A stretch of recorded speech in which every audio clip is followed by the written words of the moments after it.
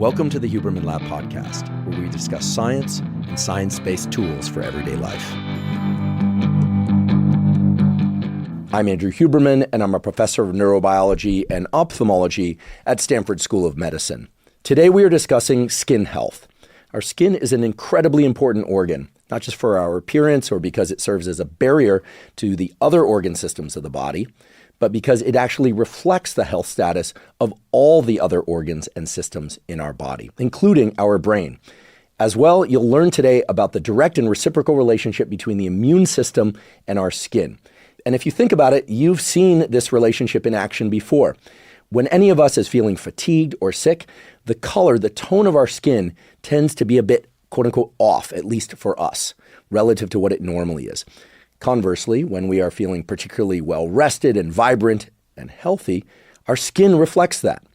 So today we will discuss the skin as an organ. We'll talk a little bit about the biology of skin so that everybody's on board the nomenclature of the different cell types in the skin and how they're affected by various things. And then we will discuss those things, such as sunlight and sun exposure as it relates to skin cancers. We'll talk about sunscreens, of course, something that I know garners a lot of interest these days and even some controversy. We will talk about common conditions of skin that concern people, such as acne, rosacea, psoriasis, eczema, and of course, we will talk about so-called anti-aging treatments for skin. That is, the things that can be done to help reduce the degradation of the protein components in skin, things like collagen, things that you can do to improve collagen turnover, as well as elastin. These are other proteins within skin that give skin its youthful, or in some cases, where it's degenerative, non-youthful appearance, things like wrinkles and sagging skin. So we'll talk about all of that. We'll also talk about the various products that have been developed in order to treat wrinkles, treat sagging skin, reverse acne, etc. We'll talk about which ones are safe, which ones are not safe, and which ones for which there still is no clear answer. I want to make very clear here at the outset that while I'll discuss various skin products during today's episode, I nor the podcast has any financial relationship to those products. I will provide examples of certain products and provide a few links in the show note captions, but I want to point out that those serve merely as examples that I found during researching this episode, which, by the way, included speaking to several board-certified dermatologists, including a dermatologist expert in oncology, cancers of the skin. So by the end of today's episode, you will have a much clearer understanding about skin and what it is at the level of biology and function, its relationship to other systems in the body, including the immune system and gut microbiome, and you will be armed with the knowledge to make the best possible decisions for you in terms of skin health and skin care, depending on your age, your goals, and any current conditions you may have. Before we begin, I'd like to emphasize that this podcast is separate from my teaching and research roles at Stanford. It is, however, part of my desire and effort to bring zero cost to consumer information about science and science-related tools to the general public. In keeping with that theme, I'd like to thank the sponsors of today's podcast. Our first sponsor is Joovv. Joovv makes medical-grade red light therapy devices. Now, if there's one thing I've consistently emphasized on this podcast, it's the incredible impact that light can have on our biology. Now, in addition to sunlight, red light and near-infrared light have been shown to have positive effects on improving numerous aspects of cellular and organ health, including faster muscle recovery, improved skin health and wound healing, even improvements in acne, reducing pain and inflammation, improving mitochondrial function, and even improving vision itself. What sets Joovv lights apart, and why they're my preferred red light therapy devices, is that they use clinically proven wavelengths, meaning it uses specific wavelengths of red light and near-infrared light in combination to trigger the optimal cellular adaptations. Personally, I use the Joovv handheld light, both at home and when I travel. It's only about the size of a sandwich, so it's super portable and convenient to use. I also have a Joovv whole body panel, and I use that about 3 or 4 times per week. If you'd like to try Joovv, you can go to Joovv, spelled JOOVV.com/Huberman. Joovv is offering an exclusive discount to all Huberman Lab listeners with up to $400 off select Joovv products. Again, that's Joovv, JOOVV.com/Huberman to get $400 off select Joovv products. Today's episode is also brought to us by BetterHelp. BetterHelp offers professional therapy with a licensed therapist carried out entirely online. I've been doing weekly therapy for over 3 decades. Initially, I didn't have a choice. It was a condition of being allowed to stay in school. But pretty soon I realized that therapy is critical to overall health. In fact, I consider doing regular therapy just as important as getting regular physical exercise, which of course I also do every week. Research tells us that excellent therapy includes 3 critical ingredients. The first ingredient is a strong rapport between you and the therapist, somebody that you can really trust and talk to about the issues that are concerning you. Second, great therapy should provide support in the form of emotional support or directed guidance towards the issues you're facing. And third, excellent therapy should provide insights, either directly from the therapist or that you arrive at, that you would have otherwise not been able to arrive at had you not had that emotional support and strong rapport. With BetterHelp, they make it easy for you to find an expert therapist with whom you can have those 3 critical components. And because BetterHelp is carried out entirely online, it can mesh well with your schedule. You don't have to commute anywhere. You don't have to find parking. You can fit it into essentially any schedule. If you'd like to try BetterHelp, go to betterhelp.com/Huberman to get 10% off your first month. Again, that's betterhelp.com/Huberman. Today's episode is also brought to us by Roka. Roka makes eyeglasses and sunglasses that are of the absolute highest quality. I've spent a lifetime working on the biology of the visual system, and I can tell you that your visual system has to contend with an enormous number of different challenges in order for you to be able to see clearly from moment to moment. Roka understands all of that and has designed all of their eyeglasses and sunglasses with the biology of the visual system in mind. Roka eyeglasses and sunglasses were first designed for use in sport, in particular for things like running and cycling. And as a consequence, Roka frames are extremely lightweight, so much so that most of the time you don't even remember that you're wearing them. And they're also designed so that they don't slip off, even if you get sweaty. Now, even though Roka eyeglasses and sunglasses were initially designed for sport, they now have many different frames and styles, all of which can be used not just for sport, but also for wearing out to dinner, to work, essentially any time and any setting. I wear Roka readers at night or Roka eyeglasses if I'm driving at night. And I wear Roka sunglasses in the middle of the day anytime it's too bright for me to see clearly. My eyes are somewhat sensitive, so I need that. I do not wear sunglasses in the morning when I'm getting my morning sunlight viewing for sake of setting my circadian rhythm. But I do wear Roka sunglasses often at other times throughout the day when it's very bright out. I particularly like the Hunter 2.0 frames, which I have as eyeglasses and now as sunglasses too. If you'd like to try Roka, you can go to roka.com/Huberman to get 20% off your purchase. Again, that's roka.com/Huberman to get 20% off. Okay, so let's talk about skin health and by extension, skin care. What should we all be doing to take care of this organ that we call our skin? Now, our skin is a very interesting organ, as I mentioned earlier, not just because it protects all the other organs of our body. And I should mention it protects them not just by a physical barrier, but there's also chemical things, a chemical composition, a skin microbiome to the skin that also provides additional layers of support, such as neutralizing different bacteria that land on your skin. There's a lot more to skin than you might realize. But to start off, let's just talk about what skin is at the level of its structure, some of the cell types, because in understanding that, you'll be best equipped to understand some of the recommendations for skin health and skin care. The skin, like many other organs in the body, is a layered structure. So the very outermost layer is called the epidermis. The epidermis has cells in it. Below that, there are other cells that comprise what's called the dermis, or sometimes referred to as the dermal layer. And then beneath that, you have subcutaneous fat.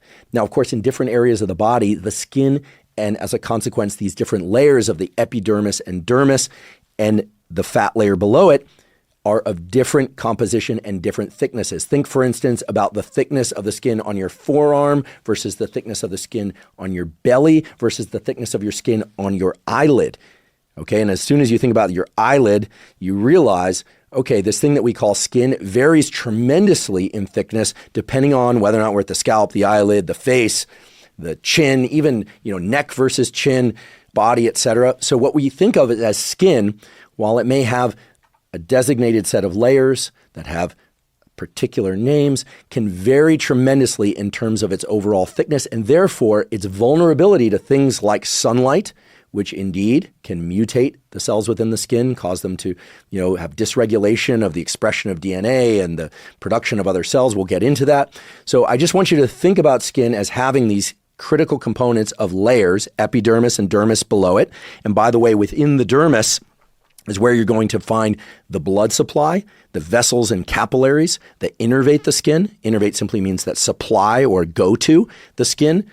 You, of course, have hair follicles and hair growing out of those follicles in many cases. And then, of course, you have skin that does not have hair, the so-called glabrous skin, like on the palms of your hands, the bottoms of your feet, etc. So I don't want to give the impression that skin is the same everywhere. It varies in thickness. It varies in terms of the presence of hair or lack of hair. It varies according to a lot of different parameters, including how much oil is produced in one region or another. But if you just know that the skin has an epidermis, an outermost layer, a dermis, or sometimes referred to as the dermal layer, which is below it, and then it has fat below that, and that the vasculature, right, the vessels and capillaries are at the level of the dermis. They come up through the subcutaneous fat and into that dermal layer, but they don't reach into the epidermal layer, that outermost layer. And if you understand also that nerve endings, okay, the little terminals, as we call them, of neurons, nerve cells, also go up into that dermal layer. You've got temperature sensors in the skin. All of this becomes very important for our discussions of skin conditions, things like rosacea, things like acne, which sometimes can be painful or can be exacerbated by things like heat. They can be suppressed in some cases or even activated by things like cold. Okay, so if you just understand that there are three layers, epidermis on the outside, dermis below it, subcutaneous fat, and that skin varies in thickness, and that nerves, that is, nerve endings and blood vessels and capillaries are within the dermal layers of the skin, well, you're going to be very well equipped for the rest of today's discussion. I'll throw in some additional information about oil production within the hair follicle and a few other things like extracellular matrix, which, as the name suggests, is extracellular. It's outside where the cells reside, but gives it its composition as either plump and moist appearing on the outside, or it can be kind of sagging and wrinkled and dry appearing. All of that relates to the different components of proteins and other things within those skin layers. But if you understand what I just told you, even at a crude level, if you can just imagine it just a little bit, those three layers, you're going to be very well equipped for the rest of today's discussion. I should also mention that there are glands within the skin. This won't be surprising to most of you. Those glands will produce oil, either more or less, depending on certain conditions. And there are things that live on the skin, on that epidermal layer and within it, that we call microbiota. You've no doubt heard of the gut microbiome, right? The existence of trillions of little microbacteria that live within your gut, that, provided they are varied in their composition and of the right sort, really support your immune system and other aspects of health, including brain function and health. Well, you also have a skin microbiome. That is, the existence of microbiota on the outside of your skin that serve as a barrier to infections, but that also provide things that are nourishing to the skin and give it that vibrant look that most people want. And by cleansing your skin in particular ways, that is, washing it with certain substances and avoiding other substances, you can support as opposed to diminish that skin microbiome. Okay, so to start today's discussion, I want to jump right into the deep end, meaning into one of the more controversial issues related to skin health and skincare out there right now, which is sun exposure and sunscreen. Now, it makes sense why this would be such a heated issue, no pun intended, because most everyone is exposed to the sun or has the opportunity to be exposed to the sun to some degree or another every single day, even on cloudy, overcast days. It's also the case that we've learned a lot in the last 10 years or so about how different sunscreens and their components may be good for us, may be less good for us. And today we're going to talk about what is known and what is still unknown. But before we do that, we need to take a step back and look at the context in which all this controversy is happening. My read of the online community as a whole, as it relates to sunscreen and sun exposure in particular, is the following. I think most everybody, I didn't say everybody, but most everybody out there seems to accept the idea that excessive sun exposure can cause certain cancers of the skin. That's the general belief out there. And there is good reason for that belief because indeed, the sun as full spectrum light includes long wavelengths. It's probably easier to think about those long wavelengths as the reds and oranges and yellows and so forth that are present. And well, they're always present from sunlight, but they're most obvious to us when the sun is low in the sky, so-called low solar angle sunlight at sunsets and also at sunrise. But of course, as full spectrum light, sunlight also includes UV, ultraviolet light of different types. We'll talk about those types today, as well as blue light and green light. And in midday sun, when the sun is overhead, we just see the sun as white light, right? Because containing all those different wavelengths. So while this is not a discussion about wavelengths and optics, for sake of today's discussion, just understand that long wavelength light tends to be more of the red, orange, yellow variety, okay, loosely speaking. And down at the other end of the spectrum, the short wavelength light is more of the blue and green and so-called ultraviolet light. So it's well accepted that light of different wavelengths, such as UV, blue light, green light, all the way out to red light, even near infrared light, can penetrate into cells. It can actually pass through surfaces. It turns out that long wavelength light can actually go deeper into the surface of our skin, right? It literally can penetrate just by shining a red light on your skin. It can actually penetrate the skin to a deeper layer than can short wavelength light like UV light. And it's well accepted that UV light, when it penetrates mostly that epidermal layer of the skin, that outermost layer, it can cause changes in the way that DNA functions. It can cause mutations such that DNA, which, as many of you probably remember from high school biology, DNA is transcribed into RNA, and RNA is translated into proteins. The proteins are the things that the cells produce. They're actually made up of proteins. Well, UV light can disrupt which DNA are expressed and how they are expressed, in some cases leading to overproduction of too many cells or disruptions in the functions of cells. And that's why people link UV light to skin cancer. That's the whole idea there. And that's the whole notion behind using sunscreens. And notice I'm saying sunscreen, so ways to screen out UV light or maybe all sunlight in some cases in order to prevent that penetration of the UV light into cells, which can cause mutations, which in some cases can lead to skin cancer. Now, I realize as I'm saying this, there's probably a group of you out there saying, what's the evidence that sunlight can actually cause skin cancer? Well, there is clear evidence that sunlight can cause skin cancers. Which skin cancers and how deadly those skin cancers are, we'll get to in a few moments. That turns out to be a very interesting twist in the whole story. But I want to highlight the fact that there's very little controversy as to whether or not UV light can cause mutations in cells, right? But what you should be asking yourself is, well, why would long wavelength light, like red light, perhaps be good for skin? We'll talk about that later. There are therapies, phototherapies that exploit red light, which can penetrate deep into skin, that actually can enhance the health of skin if done correctly. Whereas short wavelength light, which only hits that epidermal layer on the outside of the skin, may be bad for our skin. And I say maybe because it's really a function of dose and timing and genetic background. Okay, if all this is seeming rather complicated, I'm going to make it very simple. And before I do that, I do want you to ask yourself a question. I want you to ask yourself where you reside on the continuum of beliefs about sunscreen, UV light, and skin cancers. So here goes. My read of the landscape out there is that there are some people, it's a small minority, but there are some people who feel that sunscreen in any form is bad for them. They think, okay, sun is great for them and sunscreens of any kind, chemical or physical barriers, bad for them, okay? Some people believe this. I'm not saying I believe this. In fact, I don't believe that. I'm a big believer in sunlight and the power of sunlight for health, but I am not what is called a sunscreen truther, okay? I'm not somebody who thinks that sunscreen has no value. In fact, quite the opposite under certain conditions and certain sunscreens. I want to say that for the record.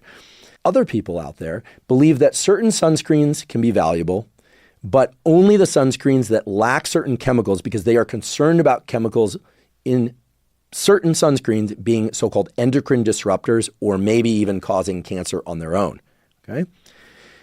Other people are so afraid of sunlight and believe that it causes so many issues as it relates to skin cancer that they basically create beekeeper uniforms for themselves so that anytime they're out in sunlight, they want to have sunglasses on, they want to have a hat, they want to cover their neck, every part of their body. Okay, they sit at the opposite extreme of the people who don't believe in using any sun protection whatsoever. And now, of course, there's the backdrop of how much natural melanin production we each make. That is how dark our skin happens to be according to our genetics.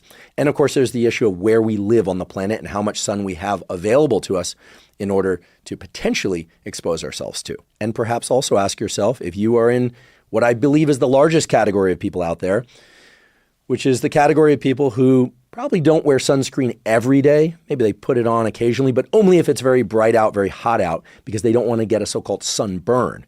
And I believe most people fit into that general category of A, not wanting to be burned, B, not wanting to age any faster than they would were they to not wear sunscreen, at least that's their belief, and C, they've just been told that sunscreen's good for them and they'll reach for whatever sunscreen is on the shelf or that was recommended to them either by their dermatologist or that they happen to find in the pharmacy or when they're out skiing and they notice it's a bright day and so they buy some sunscreen and slather it on. So before I go any further, just ask yourself those questions. Where do you reside? Are you afraid of sunscreen? Do you love sunscreen? Are you in the beekeeper category? Like you think all sun is bad, it's going to give you skin cancer, it's going to age you faster?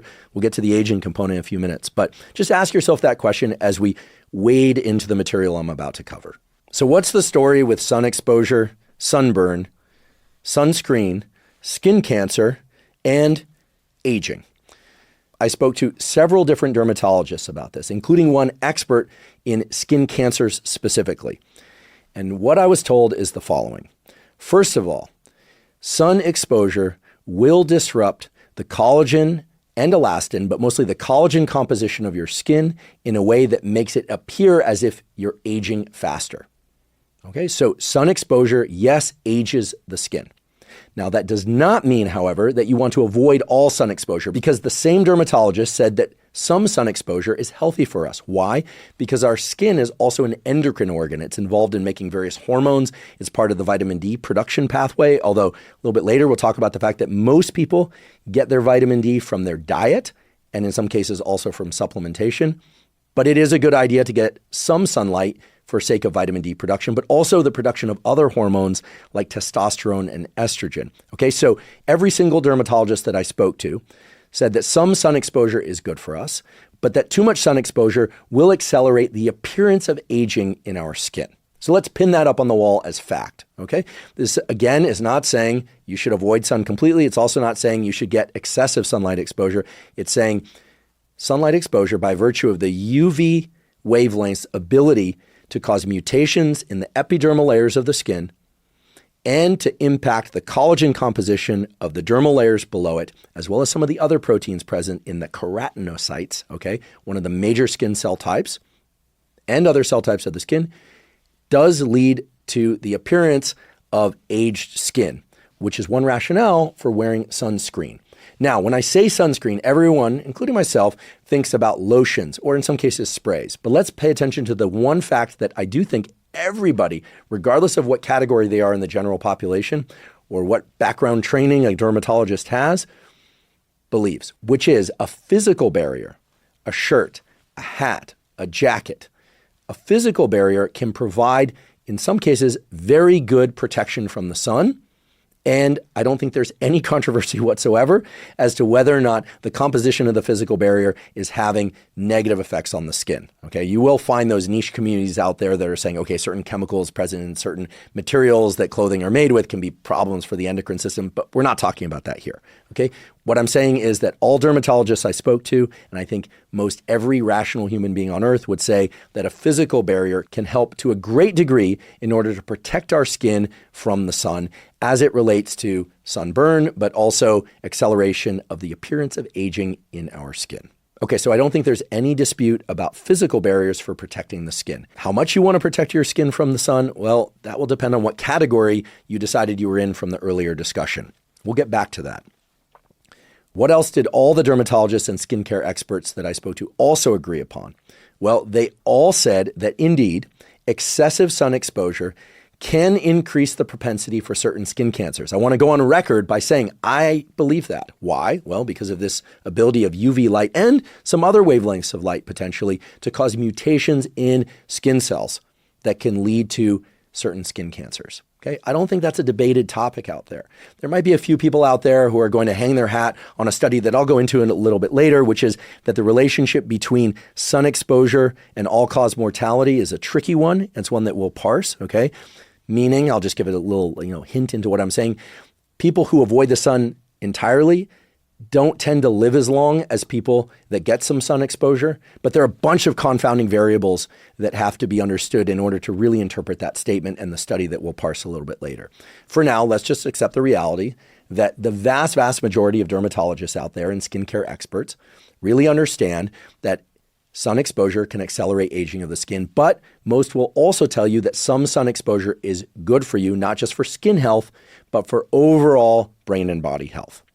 Now, as it relates to skin cancer, The dermatologist oncologist that I spoke to, all right, who did his training at Stanford, and I'll provide a link in the show note captions to his clinic, and you can learn more about some of his work. He's published some really nice papers, said the following, and this was surprising to me.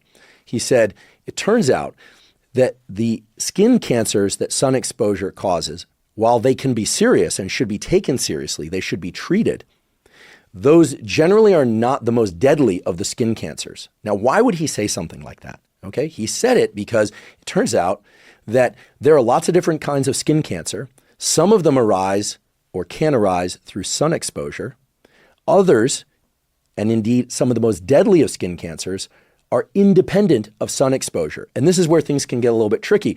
You'll hear out there, oh, sun can cause skin cancer, but not the skin cancers that kill you. I don't think that's really a fair statement. You'll also hear, however, that all the skin cancers that are out there are the consequence of sun exposure, and that also is not true. And if anything, this provides motivation, not just on the part of the dermatologist, but it should be motivation from within all of us to make sure that we understand our background genetics, not just how much pigmentation we carry in our skin by virtue of our genetics, but we should know by asking, if you're not going to get genetically sequenced, which you can do nowadays, of course, but you should know whether or not your family, your genetics, tends to carry certain mutations that make you more prone to skin cancers in general, not just the type that can be exacerbated by sun exposure. What I'm basically saying is that if you have particular genetics in your family, even if you avoid all sun exposure, nobody should do that, of course. You need some sunlight. I mean, like all other, or most all other creatures on Earth, sunlight is important for us. It's important for setting our circadian rhythms. That's why I'm always telling people to get sunlight in their eyes early in the day, which, by the way, when the sun is low in the sky, low solar angle sunlight, the UV index tends to be very low. Okay, so you are at the lowest possible risk of getting burned, of getting any kind of mutations to your skin. That doesn't mean you should overdo it. It doesn't mean you should stare at the sun and damage your eyes. I've talked about this a lot on other podcasts, how to get morning sunlight exposure properly. But when the sun is low in the sky, that's generally a safe time to get sun exposure. It's that midday sun, typically between the hours of, 11 a.m. or even 10 a.m., depending on time of year and where you're at, and 2 or 3 or 4 p.m., that the sun is overhead and at its greatest intensity, and where the UV index can be very high. It's very easy to look up the UV index, and when the UV index is very high, right? I was down in Australia earlier this year, and the UV index down there is so high, you can almost feel it. You actually can feel it. You step outside and you immediately feel like, wow, my skin is really being bombarded with the sunlight. And I'm somebody who tolerates sunlight pretty well because my dad's fairly, dark pigmentation just naturally by virtue of being South American. Normally I can tolerate the skin pretty well, but you should not rely on just that subjective feel. You should look up the UV index, and we'll provide a few links of good UV index sites that you can look up the UV index and where you might want to be extra cautious about providing a physical barrier or a chemical barrier to protect your skin. Now, a lot of people out there also believe that if you avoid sunburn, you're avoiding skin cancer. Perhaps you're very pale, or it's the early phase of the summer season, or you have a susceptibility to sunlight such that you step outside and you get too much sunlight on a given day and you get a sunburn. That reflects an immune reaction, an inflammatory reaction within the dermal layers of the skin. So that means the vasculature, right? Those vessels and capillaries, they're going to dilate. You oftentimes will get infiltration of things like cytokines, which are of the immune system. You get an inflammatory response. That's why it's red. That's why it's tender to the touch. The nerve endings there can be overly activated. So the reason why your skin actually feels warm, right, when you touch your sunburn is because, in fact, you have an activation of some of the nerve endings at that site, as well as the activation of the local immune system properties that give rise to, again, vessel and capillary dilation. It's a wound of sorts induced by excessive sun exposure. Now, does sunburn cause skin cancer? There's no direct relationship between sunburn and skin cancer, except the fact that sunburn reflects excessive sunlight exposure. And yes, as I mentioned before, it's conclusive that excessive UV sun exposure to the skin can cause certain mutations in skin cells that give rise to certain skin cancers. Why are we parsing things at this level of detail, right? Is this all just semantics? No, it's not just semantics. Many people believe that if they didn't get a sunburn, they are not at additional risk for inducing skin cancer or other issues with skin, right? We're not just talking about skin cancer. We're talking about accelerated aging of the skin according to sun exposure. So let's make this very simple. You don't need a sunburn for the sun to accelerate the aging appearance of your skin. you don't need a sunburn to induce the kind of mutation that may, again, I want to highlight, may give rise to a skin cancer. It's also not the case that if you got a sunburn or even multiple sunburns that you'll necessarily develop skin cancer, although by virtue of the fact that sunburn reflects UV exposure, multiple sunburns would reflect increased UV exposure and therefore increased risk for certain skin cancers. So all this to say, avoid sunburn however you can. And if you're somebody who just loathes sunscreen, that doesn't want to even hear the discussion we're about to have next about which sunscreens are safe and which ones appear to be less safe, if you're just one of these people that does not want to put sunscreen on because you're very concerned about whatever chemical might be in sunscreen, well then consider that the physical barrier of an article of clothing or a hat or a bandana of sorts can indeed shield you from the sun to some degree, often to a great degree. And again, I don't think there's any controversy as to whether or not those are safe. As many of you know, I've been taking AG1 for more than 10 years now, so I'm delighted that they're sponsoring this podcast. To be clear, I don't take AG1 because they're a sponsor. Rather, they are a sponsor because I take AG1. In fact, I take AG1 once and often twice every single day, and I've done that since starting way back in 2012. There is so much conflicting information out there nowadays about what proper nutrition is. But here's what there seems to be a general consensus on. Whether you're an omnivore, a carnivore, a vegetarian, or a vegan, I think it's generally agreed that you should get most of your food from unprocessed or minimally processed sources, which allows you to eat enough but not overeat, get plenty of vitamins and minerals, probiotics, and micronutrients that we all need for physical and mental health. Now, I personally am an omnivore, and I strive to get most of my food from unprocessed or minimally processed sources. But the reason I still take AG1 once and often twice every day is that it ensures I get all of those vitamins, minerals, probiotics, etc. But it also has adaptogens to help me cope with stress. It's basically a nutritional insurance policy meant to augment, not replace, quality food. So by drinking a serving of AG1 in the morning and again in the afternoon or evening, I cover all of my foundational nutritional needs. And I, like so many other people that take AG1, report feeling much better in a number of important ways, such as energy levels, digestion, sleep, and more. So while many supplements out there are really directed towards obtaining one specific outcome, AG1 is foundational nutrition designed to support all aspects of well-being related to mental health and physical health.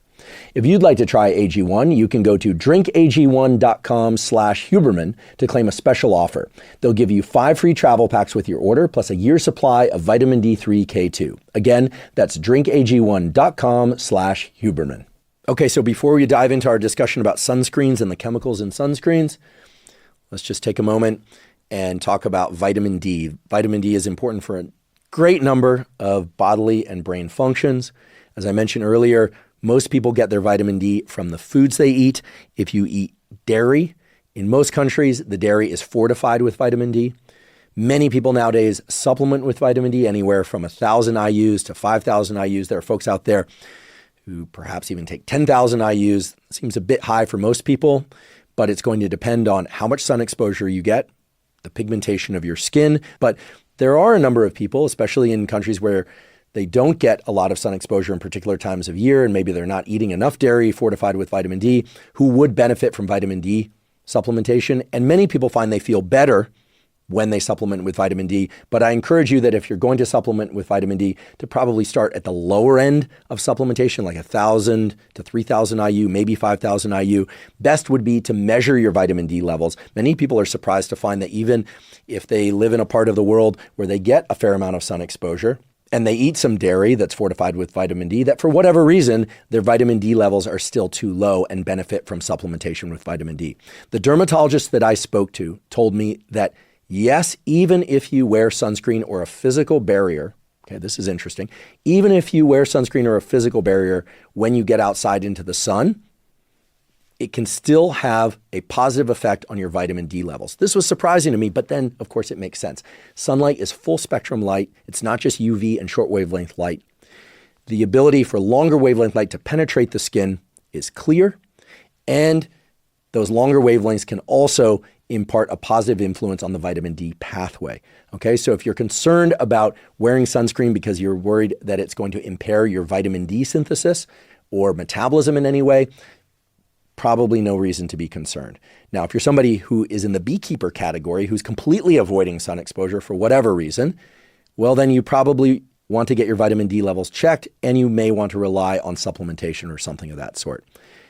At the same time, because of variation in genetic background, there will even be some of you out there who are super anti-sunscreen, who are peeling your shirts off all the time, who are getting lots of sun exposure, who may, surprisingly, have vitamin D levels that are still low. That's rare, okay, for all the obvious reasons, but it could still be the case. And indeed, some of the dermatologists that I spoke to said they occasionally have a patient like that. Vitamin D, as you may recall, is involved in a bunch of different things. It acts as a hormone. It's involved in calcium absorption. It's involved in some of the other hormone pathways. And I should mention that there's a study, I'll link to this in the show note captions, that shows that some amount of sunlight exposure to the skin, this is an Israeli study where they had people, get several tens of minutes of sunlight exposure in the afternoon during particular times of year. They didn't have them going naked outside. Okay, this was sort of like context and culturally appropriate.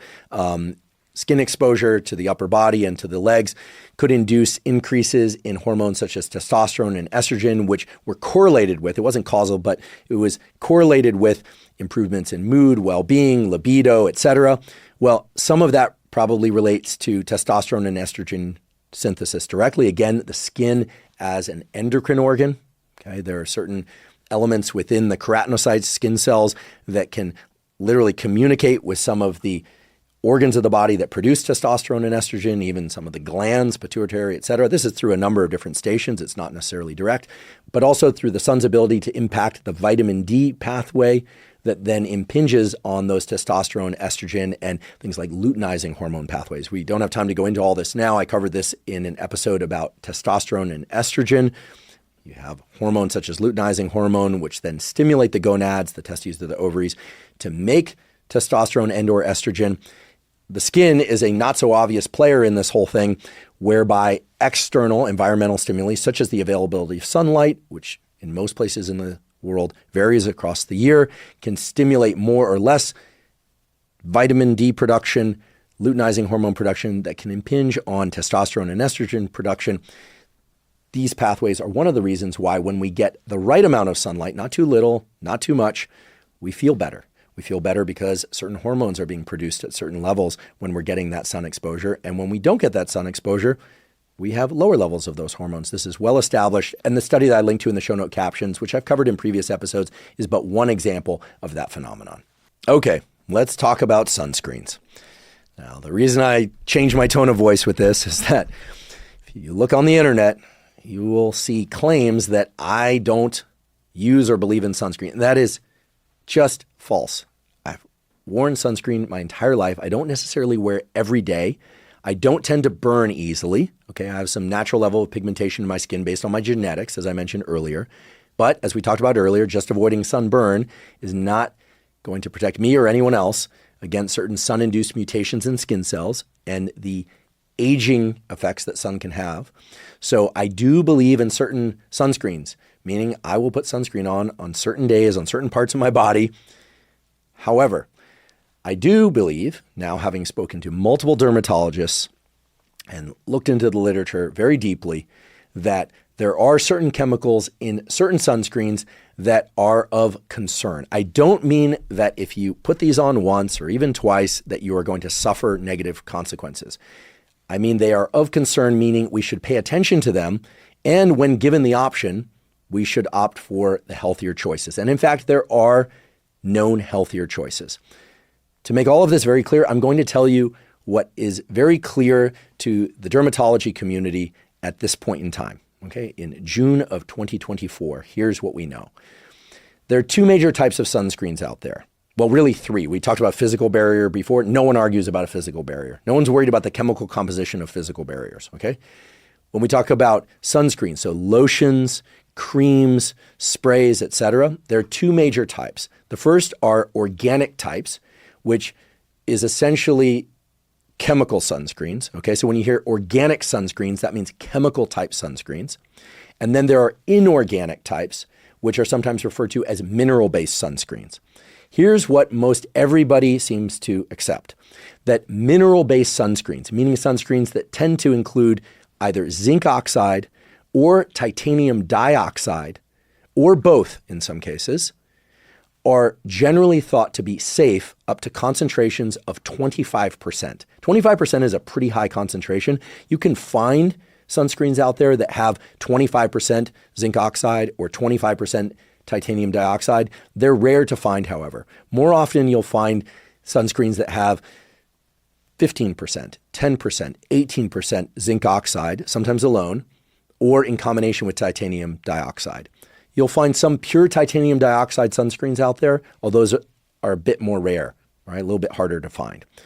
Here's the story. Zinc oxide and titanium dioxide reflect back UV light, those short wavelengths of light that would otherwise potentially cause mutations in your skin cells at the level of the epidermis, okay, on the outermost layers of skin. Remember, short wavelength light doesn't pass very deeply into the skin. Sunscreens containing zinc oxide and or titanium dioxide were engineered for that specific purpose, to reflect back UV light.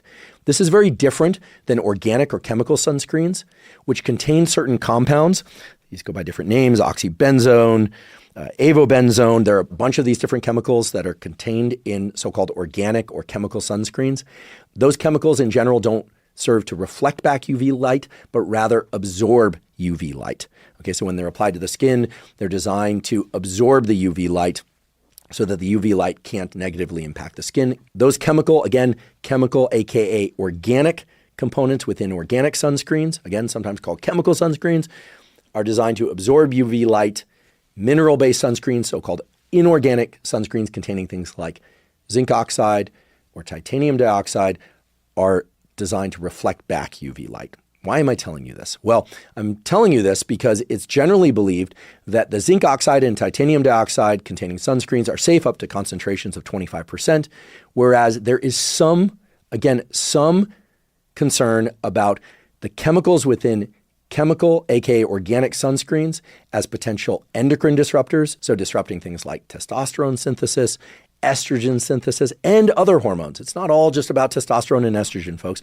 Other hormone pathways that many people, including some governing bodies and agencies that assess the safety of different cosmetic and sunscreen products, are concerned about. Now, how concerned they are depends on where you are in the world. Okay, so in Europe, they have different stringencies for what is considered safe versus unsafe or just of concern, as opposed to in the US. Here's what every dermatologist in the US, because those are the ones I spoke to, told me, which is that it is advised that on children younger than 6 months of age, you do not use chemical-based sunscreens. Why? Well, young skin, even the skin on the external part of the body, in children 6 months or younger, acts more like mucosal skin in that it can very easily absorb things transdermally through the skin. However, even as we age, so into puberty, our young adult years, and even into our elderly years, there is still a capacity for things to pass transdermally through the skin, although because of some of the additional barriers formed within the dermal and epidermal layers of the skin, things like extracellular matrix, the changes in collagen, etc., there is less tendency for compounds to pass transdermally through the skin. Now, that just simply highlights the fact that if you are a very young person, or if you're applying sunscreen to a very young person, maybe 6 months or younger, but also perhaps older, depending on how careful you want to be, to avoid these chemical-based sunscreens. There is very little, if any, evidence that the mineral-based sunscreens are of concern for transdermal passage into the skin at concentrations of 25% or less, meaning sunscreens containing zinc oxide and titanium dioxide are probably safe, or at least have been deemed safe enough that they are freely available on the market, and we are told that they are safe for people of all ages. So if you are somebody who is concerned about the chemicals in sunscreen, most every dermatologist or chemist who works on sunscreens will tell you, well, mineral-based inorganic sunscreens are going to be your safer option if you're concerned. But get this, the chemical-based sunscreens, while some of the chemicals in them indeed can be quite scary when you read the literature, you look at some of these things like oxybenzone, avobenzone, and some similar chemicals, even at low concentrations, have been shown to be endocrine disruptors. People talk about how the fact when they apply these sunscreens, they can taste them in their mouth. There's a lot of fear around these, and some of that fear is substantiated. When one goes and looks at the studies that have been done on these chemical-based sunscreens, you may find it interesting to note that the way these studies were done often involves having people apply a ton of these chemical-based sunscreens, like 2 full bottles of these sunscreens over the course of a very short period of time, and then have their blood drawn, and then it's revealed that some of these chemical components are within the blood. So a big issue that's not often discussed because it's very difficult to control for in a natural setting, but is straightforward to control for in a laboratory setting, is how much sunscreen one is applying and how often and across how many years of time. So there's no real prescriptive that can tell you, hey, if you put chemical sunscreens on once, that's problematic. Although certainly pay attention to that 6 months and younger, what is essentially a rule that I mentioned earlier. And do not put chemical-based sunscreens on really young kids. You might want to avoid them entirely depending on how stringent you are about this stuff. But when it comes to chemical-based sunscreens, personally, I avoid them. But then it becomes a question of if you could only use a chemical-based sunscreen, you simply look at the label. Some of these have, by the way, zinc oxide, titanium oxide, and chemical-based components. Okay, keep that in mind. Some are purely mineral-based, some are purely chemical-based. But if you look at a sunscreen label, you know, okay, well, this is the only thing available on this very hot day with a very high UV index, and otherwise I'm going to get a burn. Well, if you're really concerned, then I would resort to a physical barrier. If you are less concerned, then you could perhaps tell yourself, okay, you get to put it on that day, but you might not want to use it every day. And you might want to use a small volume of it, right? Or maybe just on parts of your face or your ears or your neck that are particularly sensitive to sun. Okay, these are the things that need to be taken into consideration. But when we step back from all of this, all of the literature, including, by the way, some of the literature that assessed, and I'll put a link to this review, a review on the potential neurotoxicity of titanium dioxide nanoparticles. I'll get into this in a moment. It has been explored whether or not titanium dioxide is more risky than zinc oxide. I'll talk about that in a moment. But when you step back from all of this, here's what you get. Physical barrier, no one argues about that. No one believes that clothing is dangerous per se when it comes to avoiding excessive sun exposure. Again, excessive relates to your skin tone, your background genetics, your activities, and where you are in the world and what time of year. Okay, very specific to your needs. Very few folks are concerned about mineral-based inorganic sunscreen. So if you want to use sunscreen, as many people do, and you want to make sure that it's not an endocrine disruptor and it's not a neurotoxin or something else that's been raised for some of these chemical-based sunscreens, well then find a sunscreen that has 25% less zinc oxide and or titanium dioxide. If you were a bit more concerned about, say, titanium dioxide and some of the suggestive evidence, only suggestive evidence that maybe titanium dioxide is more risky than zinc oxide, especially when it's in its nano form, the very small form that may indeed allow it for more easy passage through the layers of the skin, that transdermal passage, well then find a sunscreen that is purely zinc oxide sunscreen. And again, they always have other things in them, but what I mean is the only active ingredient in a zinc oxide only containing sunscreen is zinc oxide, and then there are a bunch of other things that allow it to be a lotion, for instance. Again, up to 25% concentration. Why would somebody not want to use zinc oxide containing sunscreen up to 25% and opt for anything else, you might ask, right? If that's considered safe. The reason is the consistency of the zinc oxide is it's pretty sticky and thick and it's kind of pasty, right? Back in the 80s and 90s, some of you may recall they had zinc oxide sunscreens that would actually, color the nose white so you could really see it. It was really prominent on the face. They tried to turn that into a fashion statement. It didn't go over so well over time. But in any case, the addition of titanium dioxide to those zinc oxide containing sunscreens allow it to be a bit silkier so that it would spread on more evenly. And then you may say, well, why even put chemicals in sunscreen at all if there's risk? The reason why chemical-based organic sunscreens even exist is that they can come up with compositions of those sunscreens that are very silky and that could spread on clear over makeup and things of that sort. But there are these concerns about some of those chemical components as endocrine disruptors and potentially as mutagens that could cause other issues or, any number of different things. You can find all sorts of concerns out there on the internet. Most of those concerns are not substantiated, but these chemicals can be problematic at high concentrations. And that takes us back to the point made earlier, which is that in the studies of those chemicals and the reasons, in some cases being banned in certain countries and other countries carrying warning recommendations, the amount of those chemical-based sunscreens that were applied was exceedingly high. So if you're wearing sunscreen very often, you're wearing a lot of it, probably best to veer towards a mineral-based sunscreen. If you are concerned at all about the chemicals in chemical-based sunscreen, wear a mineral-based sunscreen and or use physical barrier. And if you're somebody who just doesn't believe that sunscreens are safe whatsoever, well, as far as I know, it's a free world. You don't have to wear sunscreen, but then I would say you need to be very aware of the fact that sun can induce the appearance of accelerated aging in the skin, right? That's an actual process that takes place. There's really no debating that, frankly. And sun exposure can potentially accelerate or even give rise to certain skin cancers, and nobody wants that. Okay, before we move on to a discussion about what can be done to increase the youthfulness of our skin or the appearance of youthfulness in our skin, we need to have a bit more discussion about skin cancers. Notice I said skin cancers, plural, because there are many different forms of skin cancer. Some of them relate to sun exposure, as we discussed earlier. Others do not. And in fact, some of the more deadly skin cancers are independent of sun exposure. They can relate to genetics and to other factors. So the most straightforward story about all of this is that approximately 80 to 90% of melanomas, which are skin cancers, and they are very serious skin cancers that can indeed be very deadly, arise in what's called de novo skin. De novo skin is non-mole skin. Now, does that mean that you should not pay attention to the shape and any changes in your moles? No, you absolutely should. But for people who have naturally darker pigmentation everywhere or who have very few moles, then you aren't going to be able to use the monitoring of your moles as the only readout of potential development of skin cancer.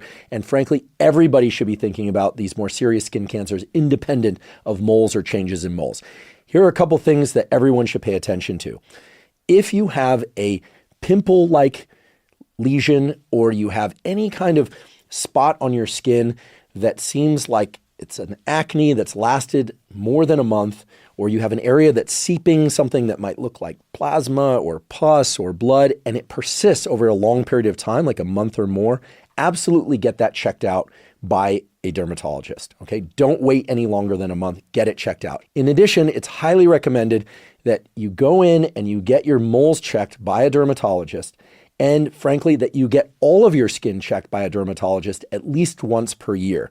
This is going to really protect you against both the sun-induced skin cancers and other forms of skin cancer. The most common form of sun exposure-induced cancers are basal cell carcinomas, and indeed those are less deadly than many of the melanomas, but they still can be exceedingly problematic and they can be deadly. So it's very important to get these checked out. Now, there are websites, and I'll provide a link to one of them in the show note captions, for which you can look at a bunch of different examples of different moles and how they change over time. And if you happen to have a mole that resembles the appearance of any of the moles in that image gallery, then you would be wise to go to a dermatologist right away, because it could be cancer of some sort. You do not want to let these things linger for too long. At the same time, many people get concerned about one mole that didn't have an irregular border and then suddenly has an irregular border. There are a lot of different features, as you'll learn from the website, or if you talk to your dermatologist, that relate to whether or not something is predicting skin cancer or has become skin cancer. It's not just irregular border, it's changes in size, certainly changes in pigmentation, vascularization, bleeding, any kind of seeping. There are a lot of different things there. So don't be alarmed at first appearance of one of these things, but do take it seriously. And keep in mind that there are things that your dermatologist can do to help prevent certain skin cancers. So for instance, there's a growing trend now among dermatologists to suggest laser resurfacing of skin. That is a laser used to essentially disrupt that epidermal outermost layer, turn it over so that it regenerates, because it can indeed regenerate, to create new cells there. Keep in mind that UV light and other factors in the environment can cause mutations within that skin layer. Sometimes they're caused by genetic factors, but often environmental factors like sun and chemicals and other things.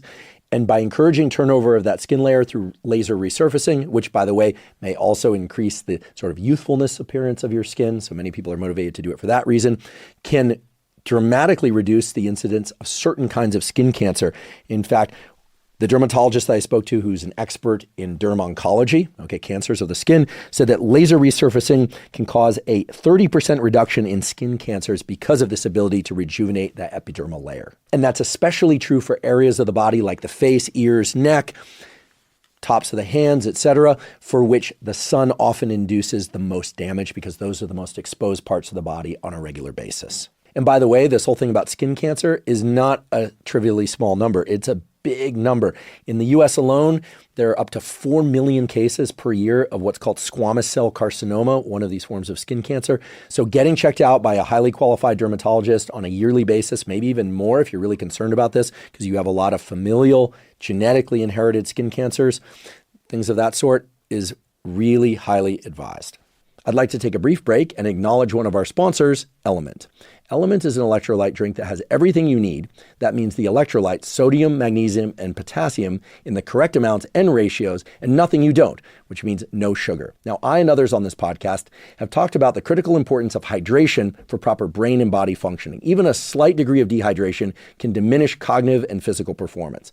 It's also important that you get adequate electrolytes. The electrolytes, sodium, magnesium, and potassium, are critical for the functioning of all the cells in your body, especially your neurons, your nerve cells. Drinking Element dissolved in water makes it very easy to ensure that you're getting adequate hydration and adequate electrolytes. To make sure I'm getting proper amounts of hydration and electrolytes, I dissolve 1 packet of Element in about 16 to 32 ounces of water when I wake up in the morning, and I drink that basically first thing in the morning. I'll also drink Element dissolved in water during any kind of physical exercise I'm doing, especially on hot days when I'm sweating a lot, losing water and electrolytes. They have a bunch of different great tasting flavors of Element. My favorite is the watermelon, although I confess I also like the raspberry and the citrus. Basically, I like all the flavors.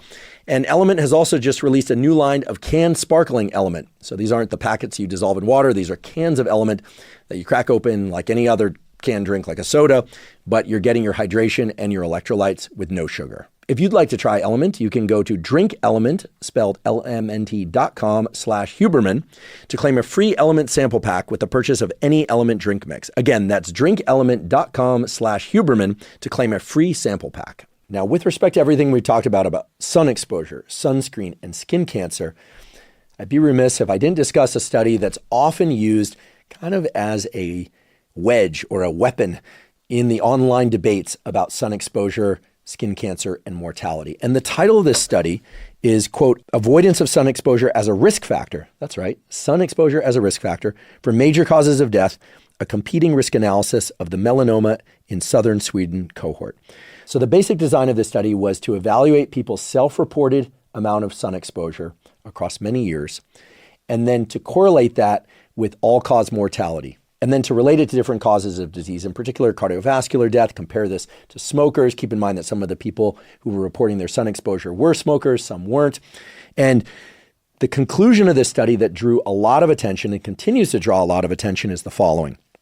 Quote, and here I quote from the abstract, non-smokers who avoided sun exposure had a life expectancy similar to smokers in the highest sun exposure group. Okay, I'm going to repeat that. Non-smokers who avoided sun exposure had a life expectancy similar to smokers in the highest sun exposure group.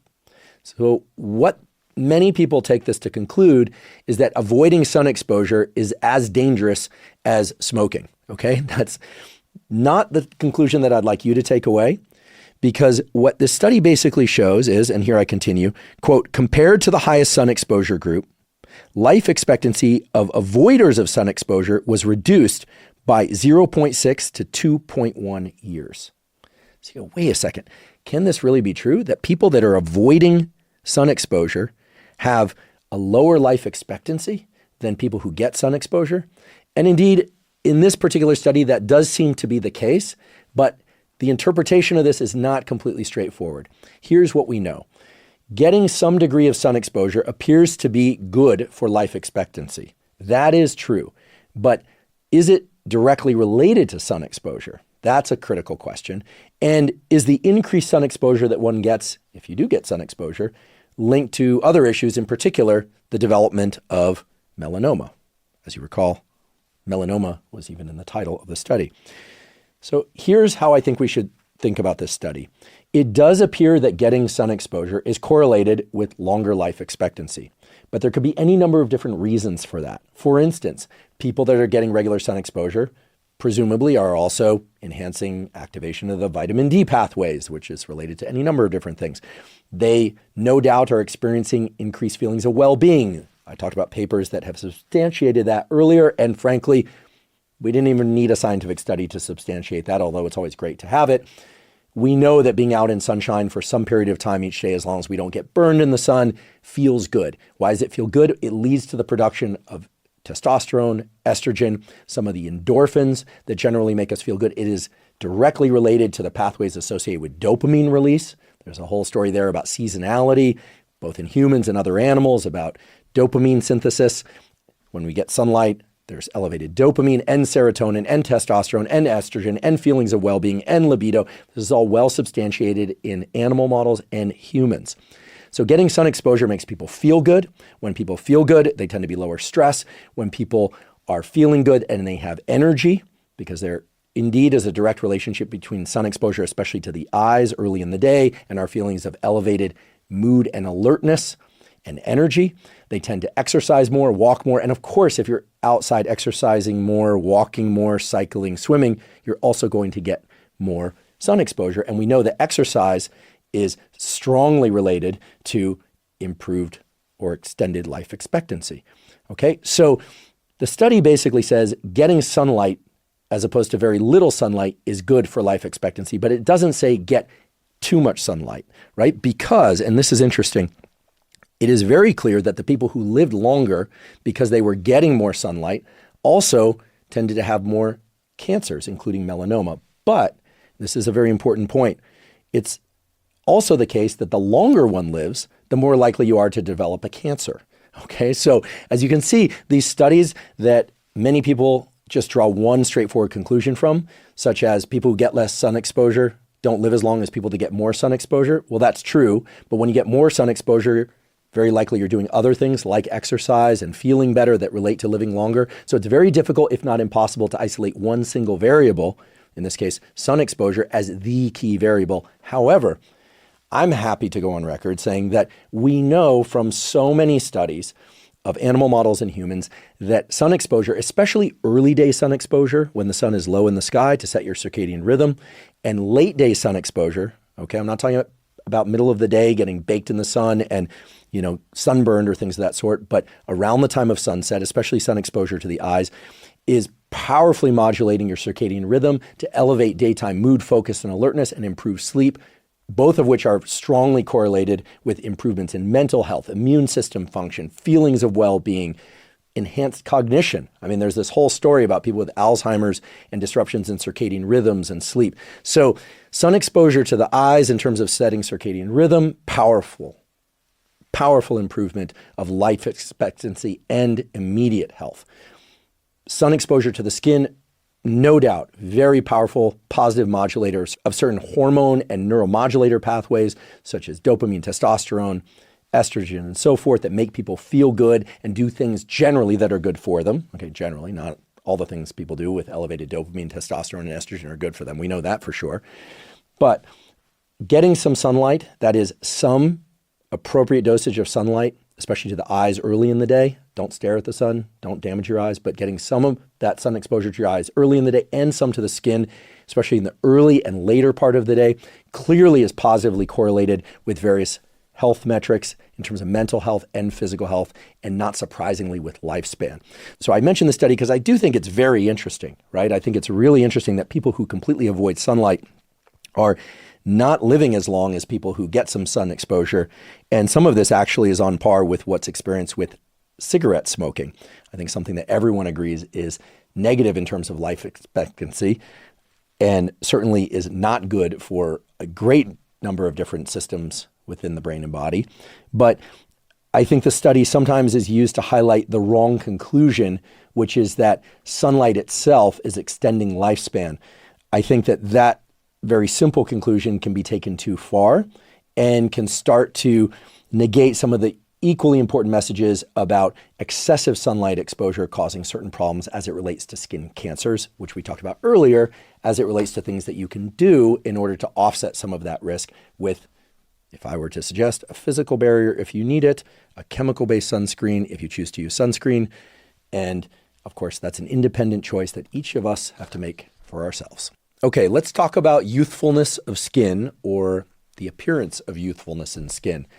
Before I did this episode, I put the call out on social media for questions about skin and skin health, and I must say that the vast majority of questions related to this topic.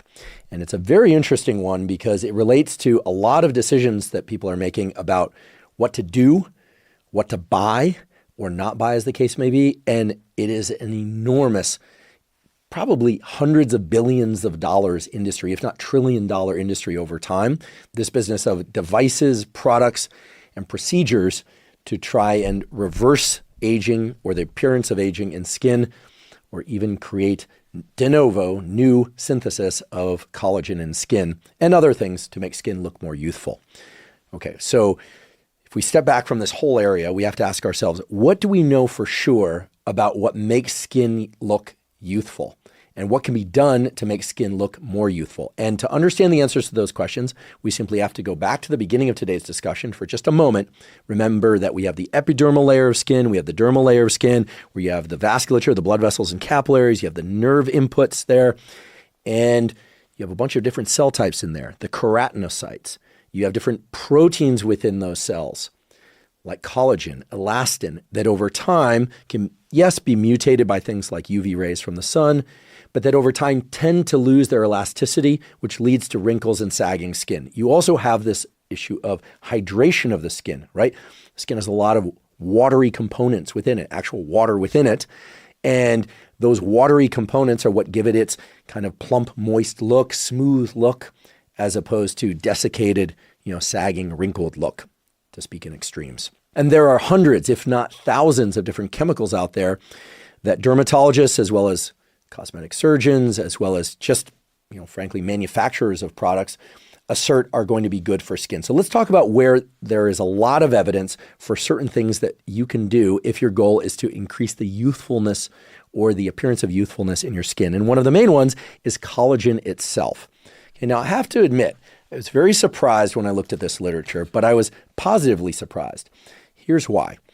As you know, there are various macronutrients present in foods. You can have proteins, fats, and carbohydrates. When we ingest proteins, such as beef, chicken, fish, eggs, as well as some vegan sources of proteins like beans or lentils or tofu or things of that sort, they contain different amounts of different essential amino acids. And those essential amino acids and other amino acids are used as the building blocks for proteins in our muscles, in our tendons, in essentially all the organ systems of our body. The lipids are also used for cell membranes, etc. Okay?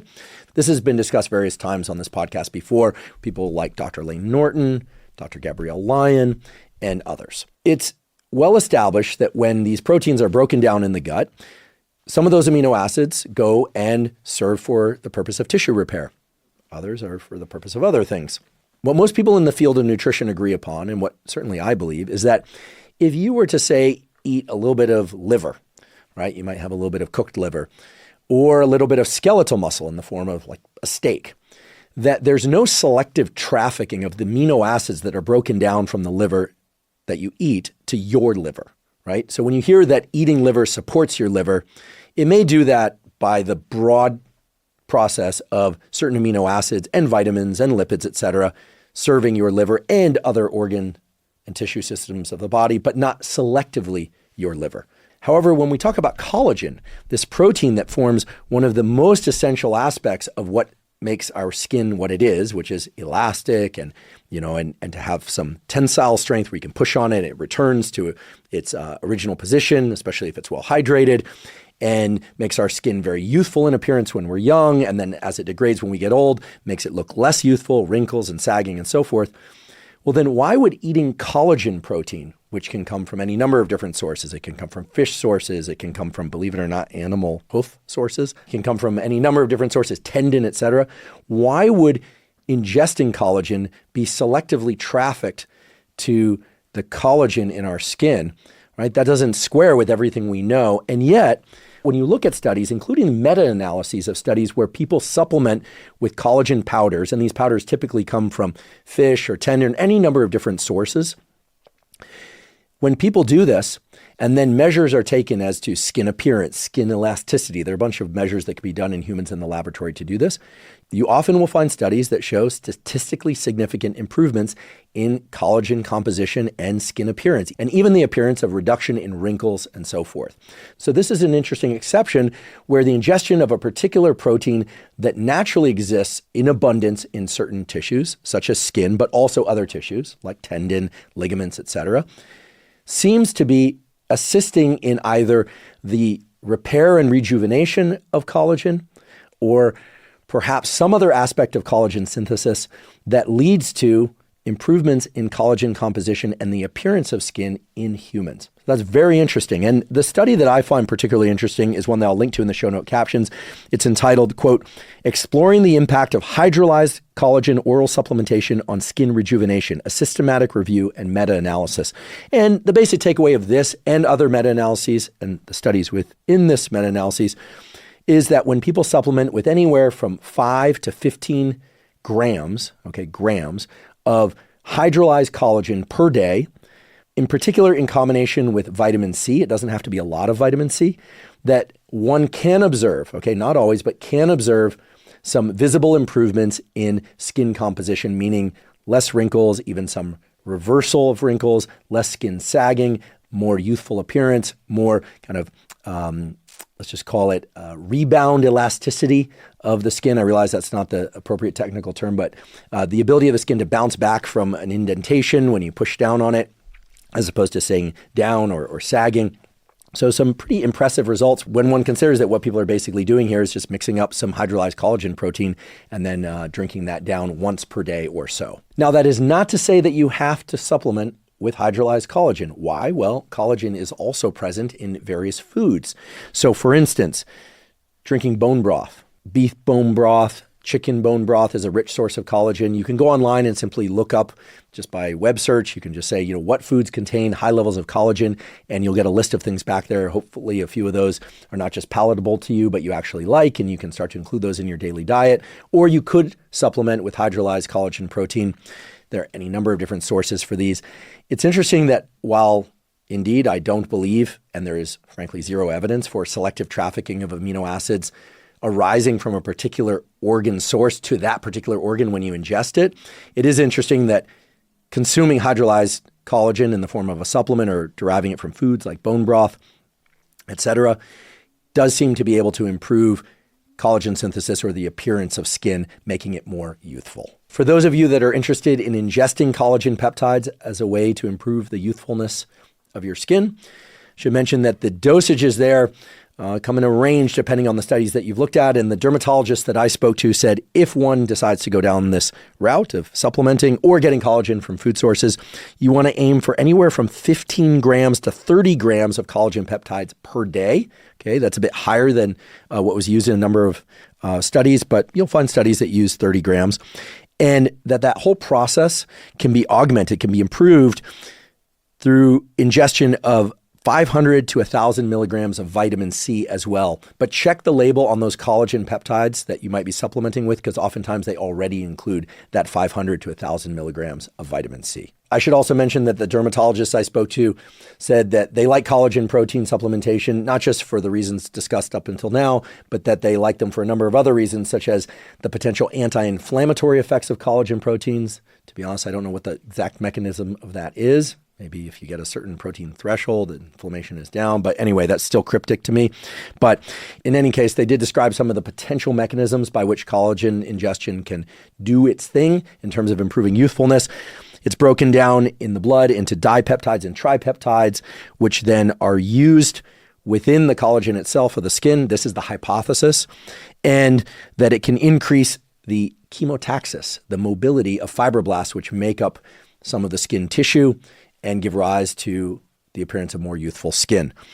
There's also evidence that ingestion of hydrolyzed collagen peptides can improve the elasticity of the skin barrier on the outside, right? Make it look nice and taut. If I guess we say nice, we're sort of passing subjective readout on this. Make it appear taut through the increase of certain proteins unrelated to collagen, such as filagrins, elastins, etc. What about other peptides?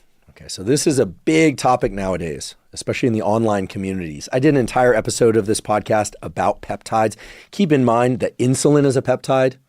Ozempic, what is essentially an agonist for glucagon-like peptide 1. This is a very popular prescription drug now for the treatment of obesity and for the treatment of diabetes.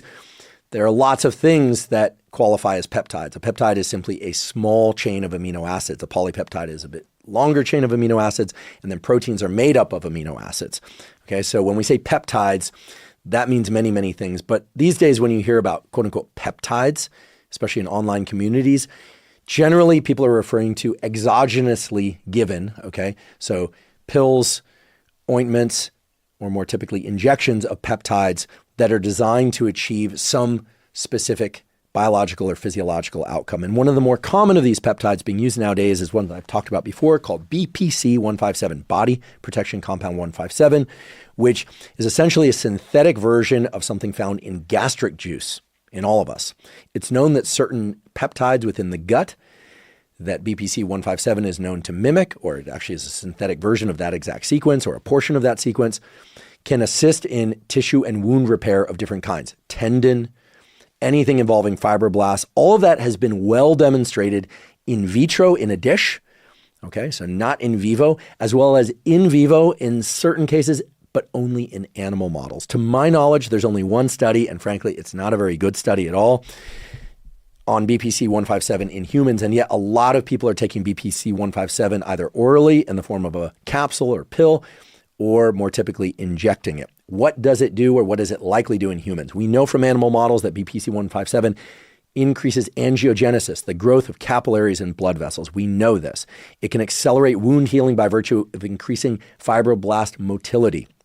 For this reason, it's used post-injury in sports. It's used by people who want to build more muscle. It's used by endurance athletes. It's used for cosmetic purposes. Anytime people are using BPC 157 for any of those purposes, it's likely that they're using it in part to increase the blood flow that's available to a given tissue and the repair of that tissue. Now, again, I do want to caution people that there is very little, basically no evidence in humans besides the anecdotal evidence that people say they healed faster. What I do know is that anytime you get vascularization of tissue, you're going to get improved blood flow, so it all makes sense mechanistically. I also know that vascularization due to BPC 157, even if it's injected locally into a given tissue, is likely to occur globally throughout the body. This is why some people taking oral BPC 157 or injecting it, just subcutaneously at the level of, their stomach, a little bit, under the skin at the level of their stomach, report faster wound healing even in a distal limb or like a hand or a nerve injury in their foot or something like that.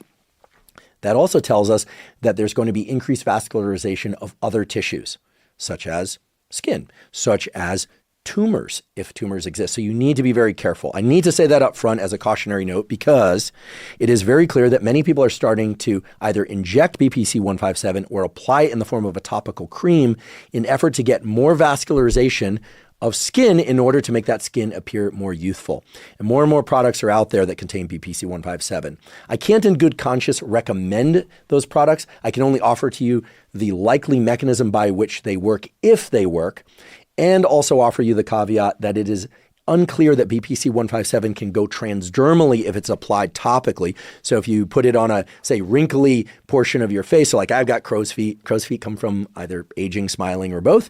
The crow's feet are the kind of wrinkles that extend out the corners of your eyes when you smile, or for me, because I'm 48, and probably do that even when I don't smile. The logic would be that if you take a cream containing BPC 157 and you put it on there, that you'll get increased vascularization of that area, delivery of more growth factors and nutrients, and those wrinkles will either be halted in their aging progression or that they will reverse. That's the logic. To my knowledge, there are no clinical studies, and I'd love to know from you if you've tried these products.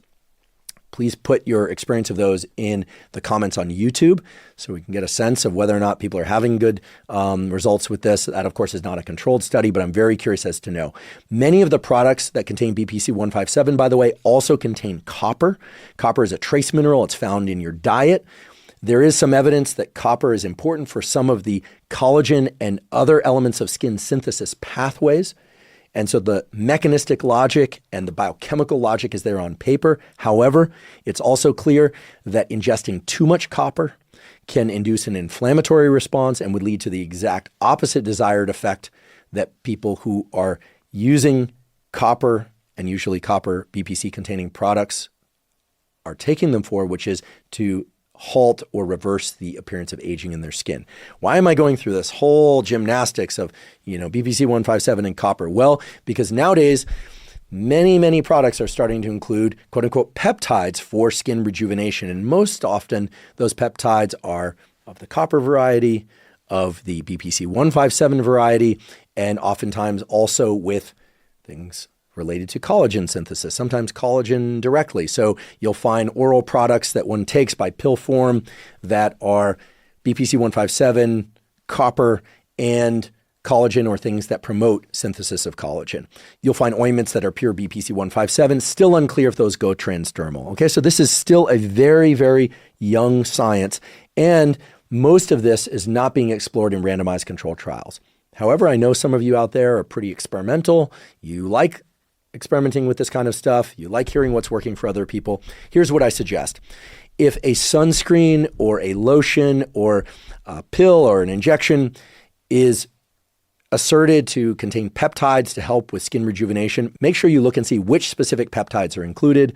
Know the risks associated with BPC 157. It's uncertain risk about acceleration of tumor growth, but the mechanistic logic is just as strong for that with BPC 157 as it is for BPC 157 encouraging vascularization of any other tissue, muscle, tendon, ligament, or skin for that matter. So I'm not telling you what to do, just know what you're doing and understand the likely mechanisms behind it in the absence of any of these randomized controlled trials. I will say, in service to making sure that your diet and or supplementation includes enough trace mineral copper. Copper has been shown to play a key role in DNA repair, which is a critical component of the turnover of collagen and other proteins in skin. It has been shown to reduce so-called reactive oxygen species, so it serves as a so-called antioxidant. And this relates to what I just said, reduced inflammation, but too much copper is a problem. So I wouldn't run out and start supplementing with excessive amounts of copper. Please don't do that.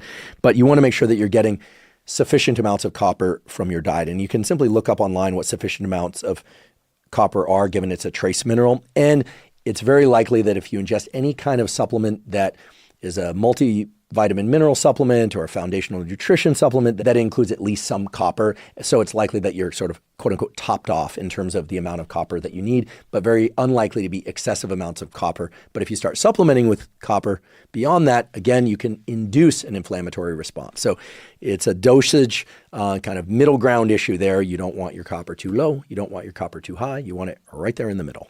Okay, as I mentioned before, we will talk about other components of food that are great for skin health. And we will also talk about components of certain foods like advanced glycation end products.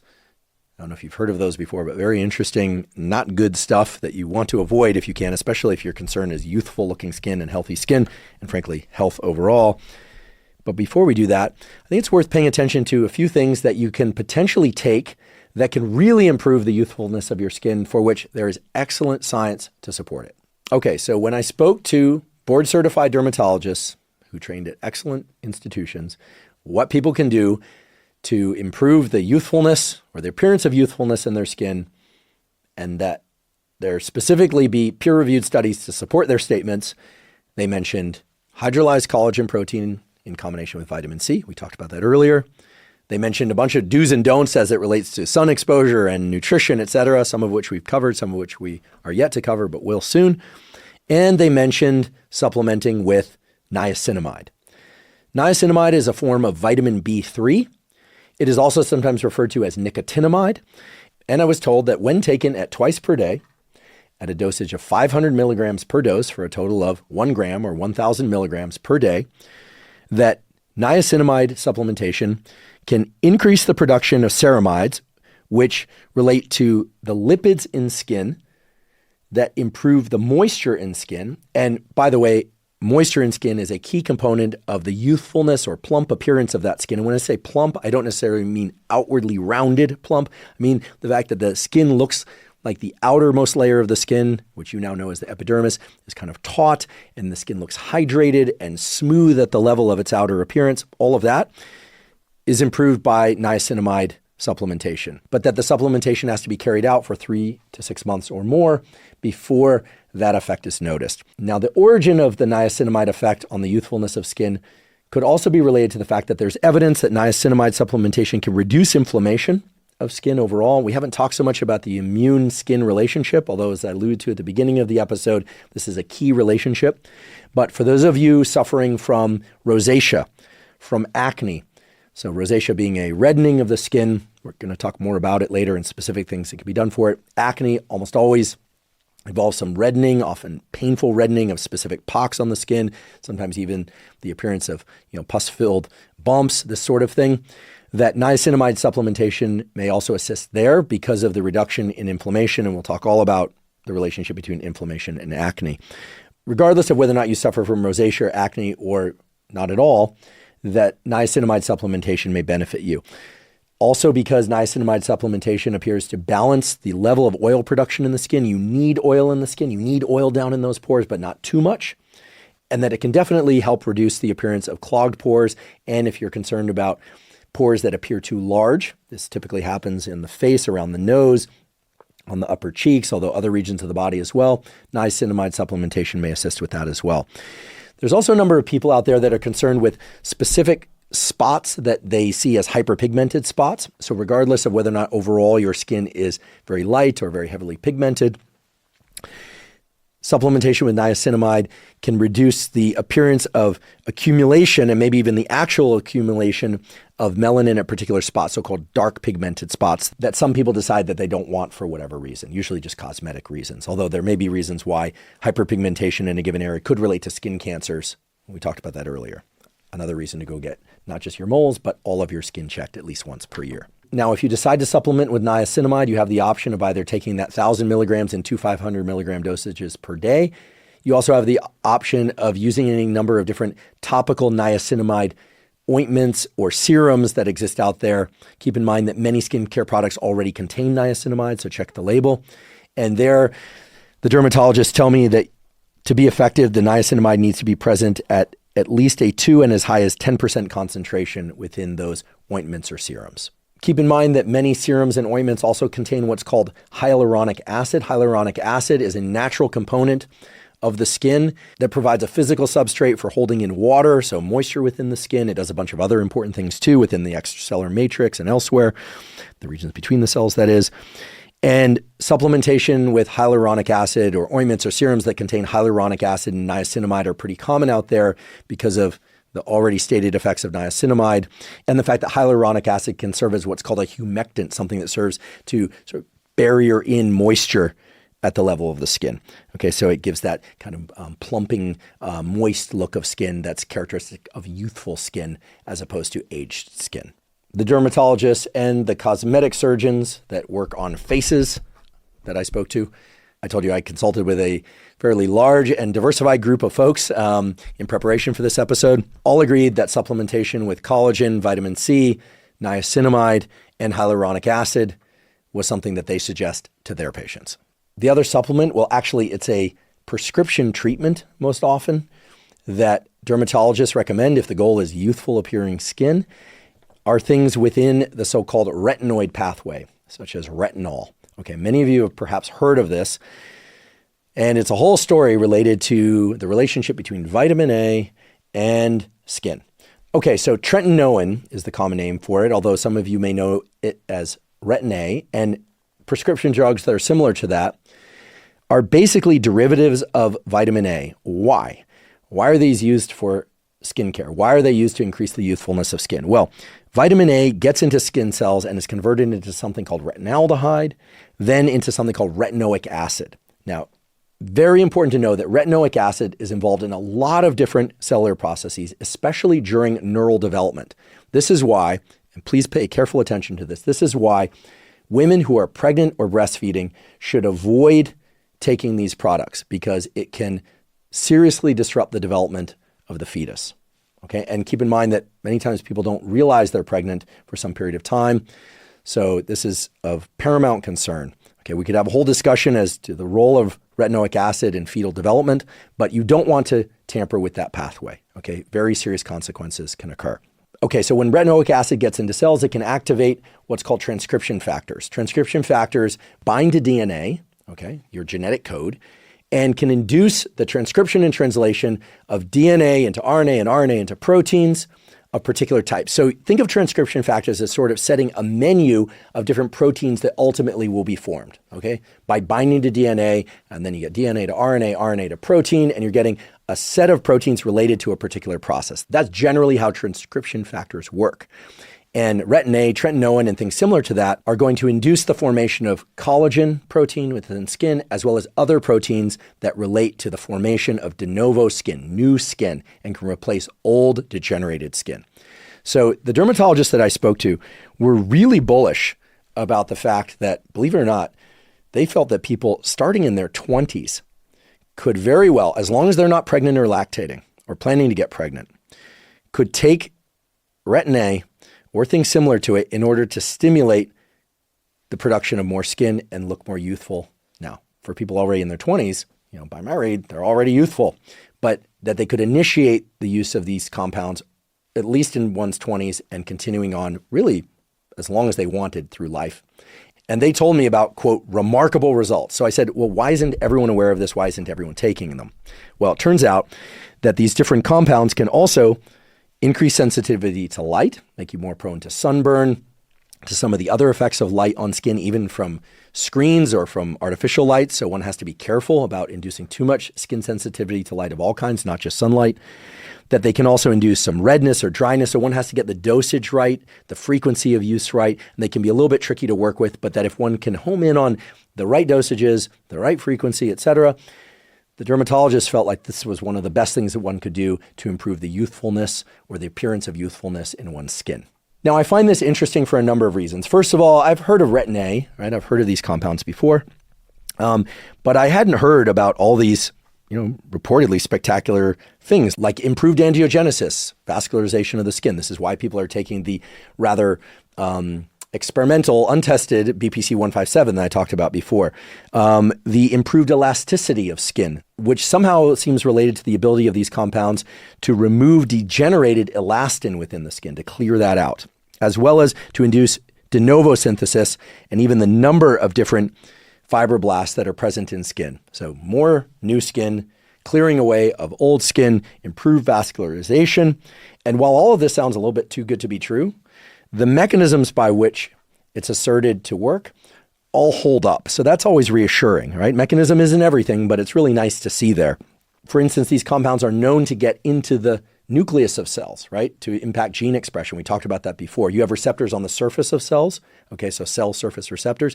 You also have nuclear receptors and the ability of certain things, we call them ligands, but these are chemicals, right? In this case, in the vitamin A pathway to get into the nucleus of cells and impact gene expression. This is actually how hormones like testosterone and estrogen change the way that people look so dramatically during puberty. They actually, they operate by binding to cell surface receptors. They also get into the nuclear compartment of the cell. They bind to nuclear receptors and they turn on entire genetic programs that cause, for instance, deepening of the voice or the growth of hair or breast tissue, etc. So these are powerful compounds. Now, I talked to a cosmetic surgeon expert in face specifically.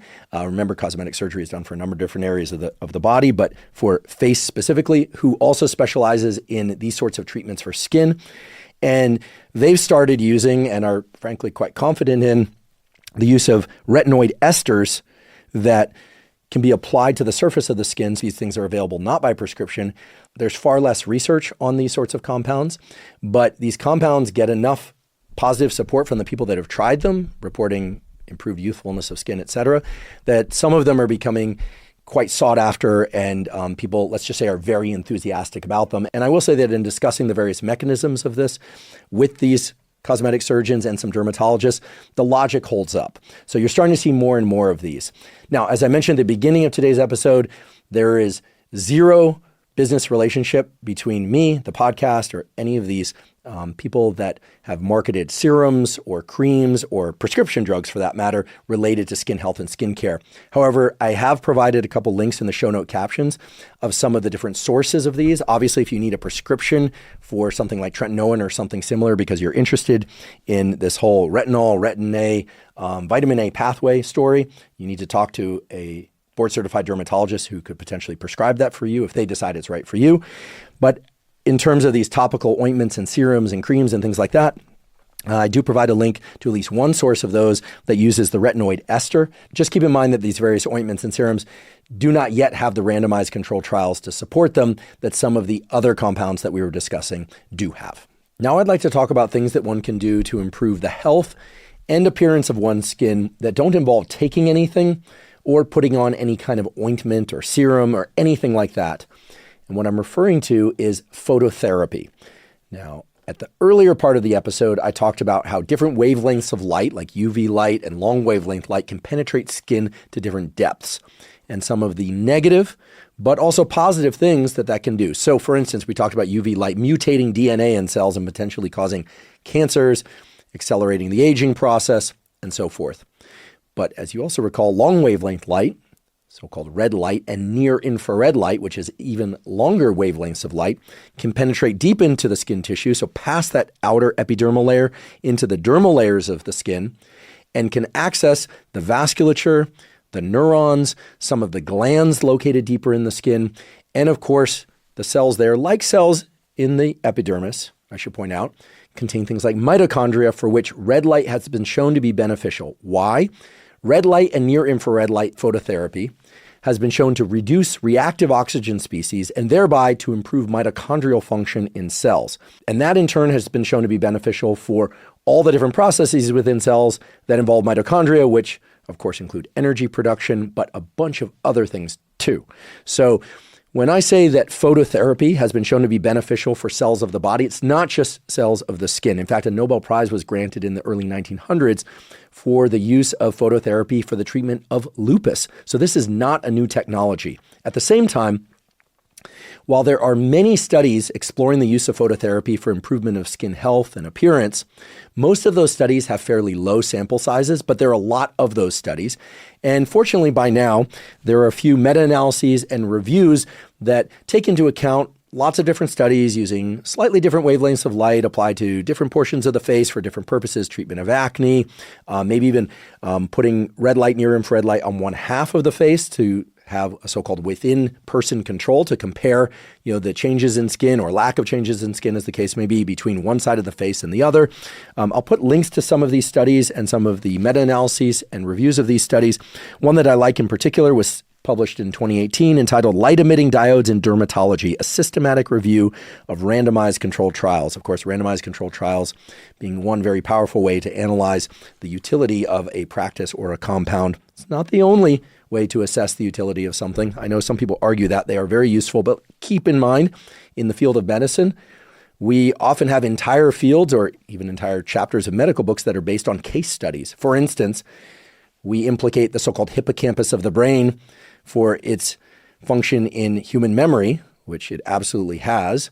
And that fact largely grew from one major case study that then exploded into a number of different animal model and then human studies later on. So we all love randomized control trials, reviews of randomized control trials and the uses of phototherapy for treatment of skin conditions and improving the quality of skin are wonderful and point to the fact that phototherapy can indeed improve the appearance of skin in conditions like acne, can accelerate wound healing, can improve the youthfulness appearance of skin, but these effects tend to be somewhat mild to moderate when they occur, and certainly there are many studies that show no significant effect, no statistically significant effect. That said, I'm of the belief, based on my read of the literature, and this is a literature I've spent a lot of time with, frankly, because I did an episode all about light and health. I've also been very interested in the use of phototherapy for the treatment of eye diseases and offsetting age-related decline in visual function. There's some interesting evidence there. Again, mild to moderate effects, but that can be meaningful in the real world.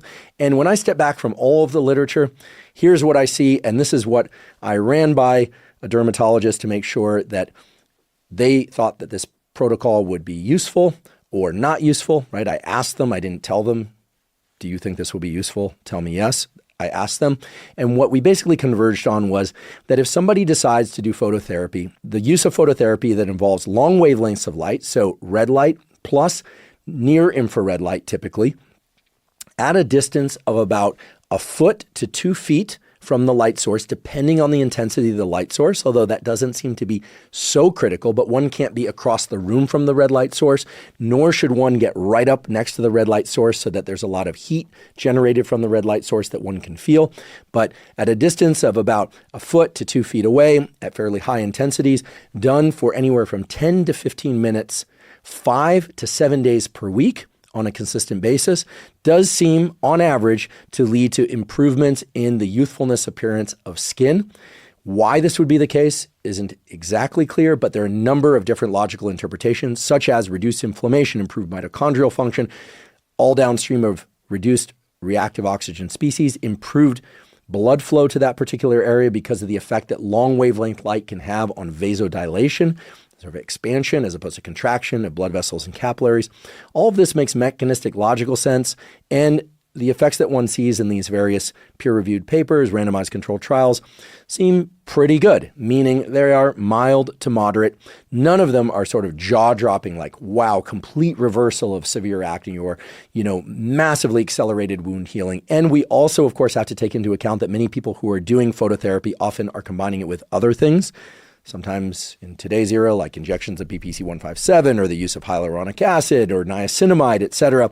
So these things aren't always being examined in isolation, but when we look at this literature, I think it's fair to say that there is now substantial evidence for the use of phototherapy for improving the quality of skin, and in some cases for reducing the symptoms of acne, reducing the symptoms of psoriasis, basically any condition where improved blood flow, lowered inflammation, fewer or reduced oxygen species, improved mitochondrial function, delivery of nutrients, anytime some or all of those things are going to be involved, phototherapy makes logical sense. And so it's no surprise that we're seeing increased evidence for phototherapy in these conditions.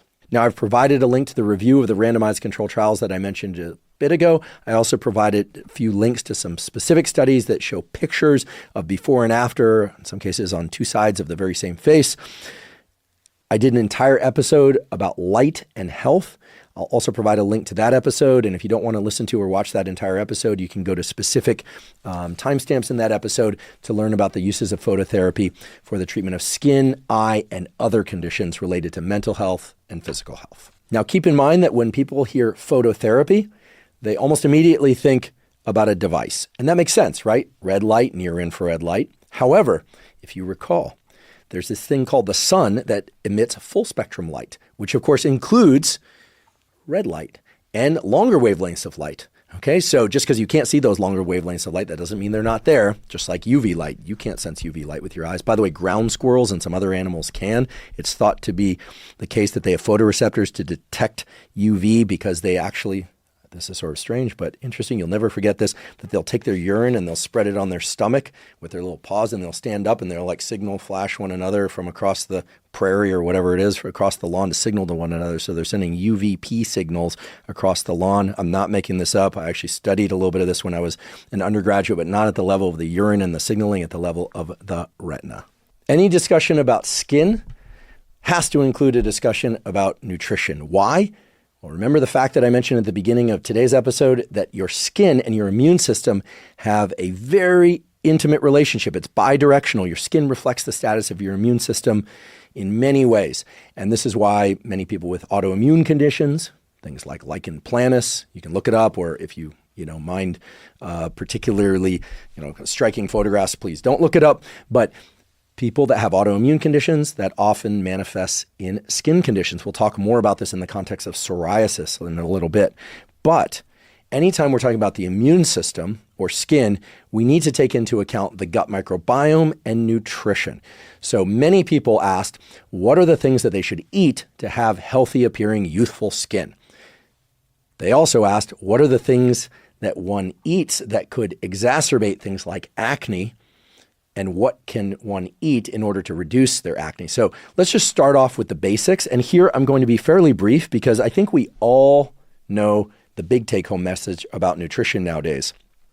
We hear over and over again, and we should pay attention to the fact that the vast majority of our food, well, I should say, if one desires to be healthy, mentally healthy, physically healthy, and a high-performing individual in any number of different things, cognitive, physical, or otherwise, we want to consume the vast majority of our foods from non-processed or minimally processed sources, so-called whole foods, so fruits, vegetables, if that's within your diet. Some people include grains, some people don't. I'm not here to discuss that. Meat, eggs, fish, chicken, and so forth, if that's within your diet plan or your nutrition, or if you're a vegetarian or vegan, you make the associated adjustment so that you can make sure you're getting enough protein and amino acids, but it's in keeping with your ethical and maybe your health goals. Okay, so we're not here to discuss vegan, vegetarian, omnivore, of which I am, or carnivore. Okay, that's not the discussion. I think all of those groups agree that getting the majority of your nutrition from non-processed or minimally processed foods is going to be best. And that, of course, if you're human, sometimes you'll ingest processed foods, but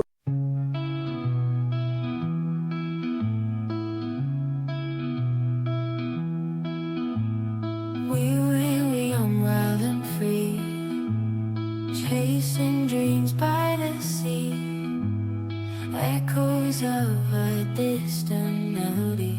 In the nights, just you and me. Photographs and shades of gold, stories that we've never told, memories that never grow old. In this heart they're always bold. Time moves on, but we stay here.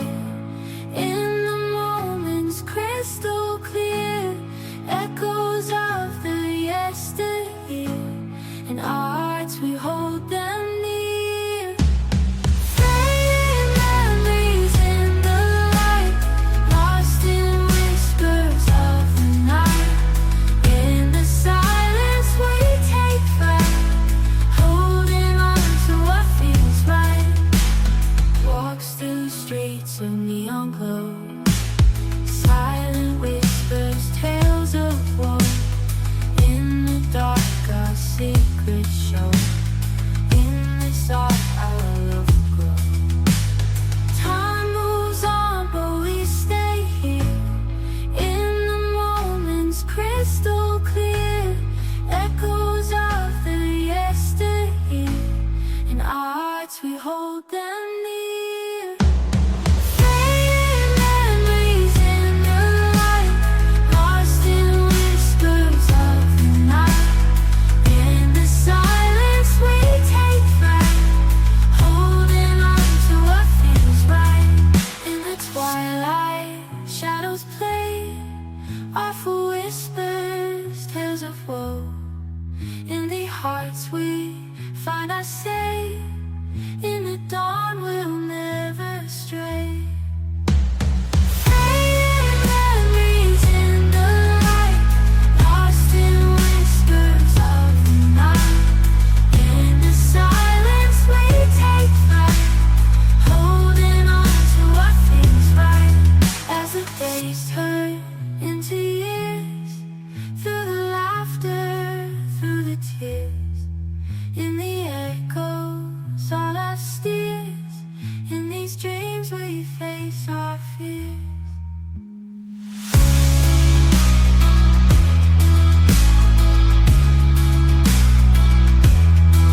As the days turn into years, through the laughter, through the tears.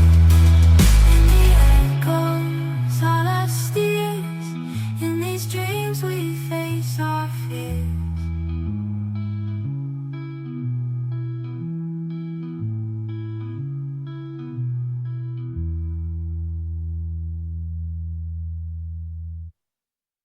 Really trying to avoid highly processed foods is critical. Now, with respect to the specific foods that can improve skin appearance and skin health, it's very clear that diets that are of the so-called low inflammatory type, that don't spark inflammation, so these would be things that sometimes are referred to as the Mediterranean diet or a paleo-like diet. You hear these terms, but what are we really talking about? Mostly whole foods, minimally processed foods, okay?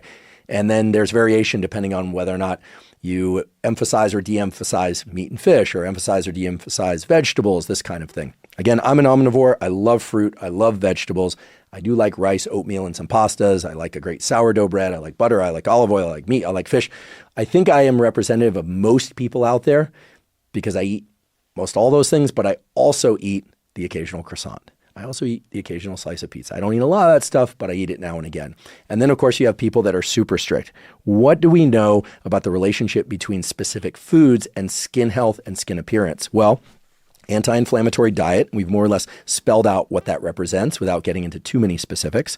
And then there are the specific components within foods, so vitamins, minerals, and micronutrients, as well as things like collagen present in bone broth that can be really useful to include. So one of the, I think, best accounts on dermatologic health and skin health and appearance on the internet is Dr. Andrea Suarez. She's a medical doctor, board-certified dermatologist, and she has a wonderful video that describes the various foods that one can eat to promote skin health and skin appearance. And rather than repeat that entire video, because A, that wouldn't be right, and B, it already exists out there in excellent form, I'll just give a brief synopsis of some of the things that she suggests, because I entirely agree. And again, there's no need to be repetitive.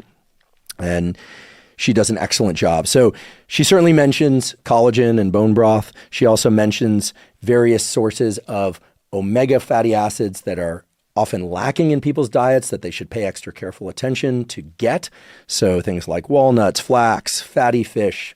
I personally am a big believer in supplementing with liquid form fish oil. That's what I do. Why am I a big believer in that? Well, I don't tend to cook much fatty fish. I love the taste of it if it's prepared right, but I don't tend to do that very often. So I use a liquid form fish oil or capsules, but the liquid form is generally more affordable. This was discussed in an episode that I did with Dr. Rhonda Patrick, so we can put a link to that particular segment in the show note captions.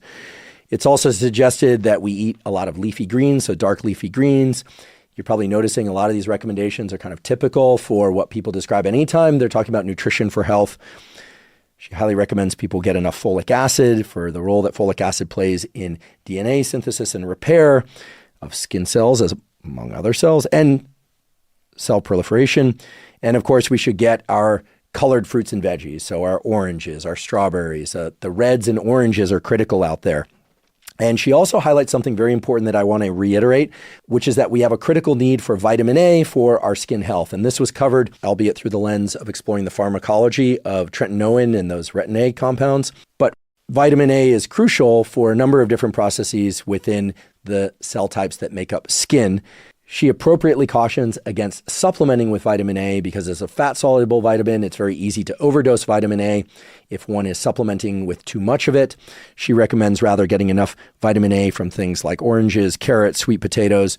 She recommends as much berry intake as is appropriate for someone and one can afford. The berries are so delicious, but they tend to be expensive depending on time of year. Ingesting things like garlic, because garlic has sulfur, which is key for collagen synthesis and repair. And she talks about the critical role of taurine. Anyway, she does such a terrific job of describing the nutrition for skin health and skin appearance. Those are just a few of the highlights. So I do encourage you to check out that video.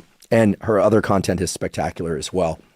Again, she has an Instagram account, YouTube channel that are really wonderful. So again, without doing a deep dive into nutrition, decide whether or not you're going to be vegan, vegetarian, omnivore, or carnivore, and then make sure that you're getting enough of the vitamins and minerals and micronutrients from your foods or supplement if necessary. But note that caution about vitamin A supplementation in excess. And also make sure you're avoiding excessive amounts of highly processed foods.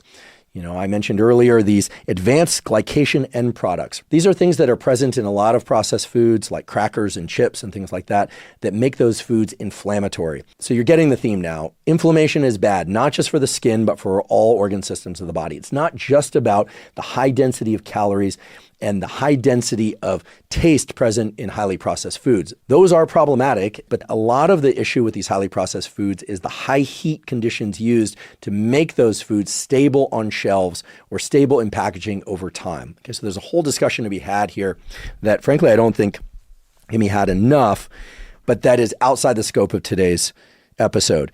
The point is that when these highly processed foods are basically made, right, they're constructed, they involve the interactions between sugars and proteins and fats at high heat that make them stable on the shelf or in packaging, and those can be very inflammatory.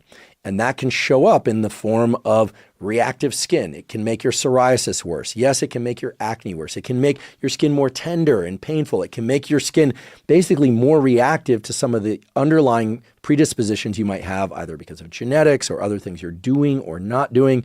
Maybe you're going through a particularly stressful time. Maybe you're getting a little bit of extra sun and you're eating more highly processed foods, and those things are combining and making your skin break out or flush more than it would ordinarily.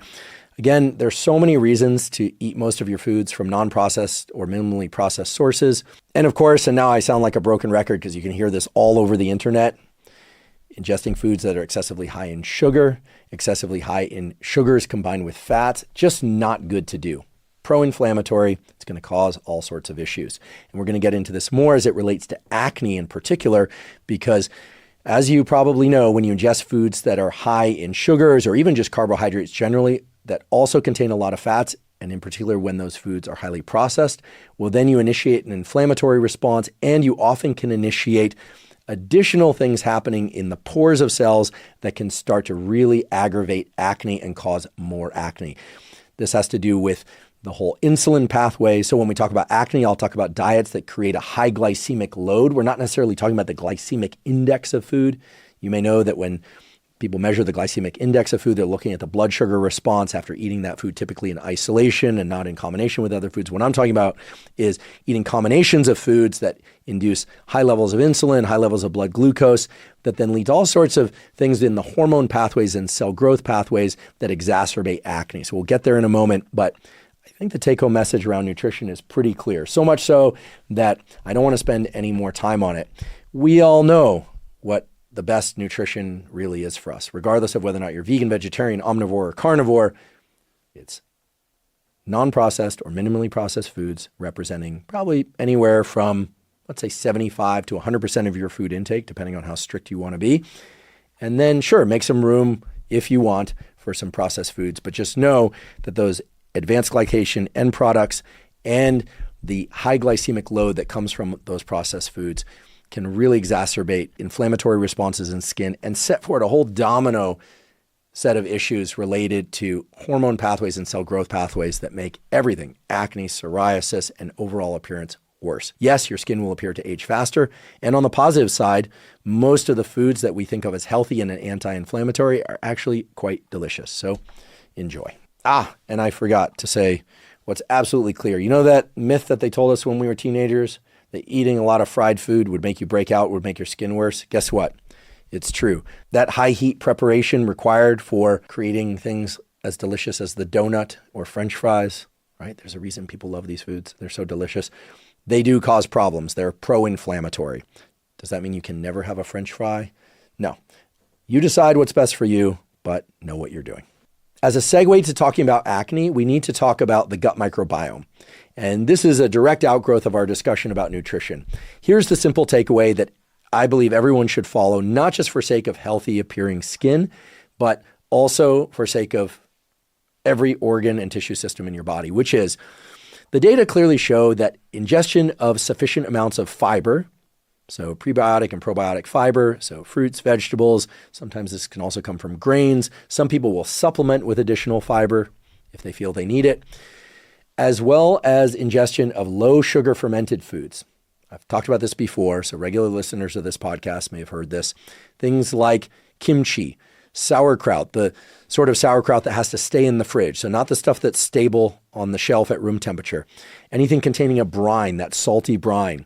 So pickles, but not the pickles that are stable at room temperature, the ones that have to be kept in the refrigerated section of the grocery store. These low sugar fermented foods are powerful enhancers of the gut microbiome. And when the gut microbiome is healthy, you have reduced overall inflammation in the body. This is often reflected at the level of the skin.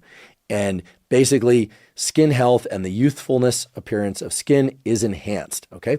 This can also help with conditions like acne or psoriasis, especially in conditions where there's a direct immune system skin relationship that we'll talk about more in a little bit. Okay, so I highly recommend people have anywhere from 1 to 4 servings of low sugar fermented foods per day, or try and enhance the health of their gut microbiome generally.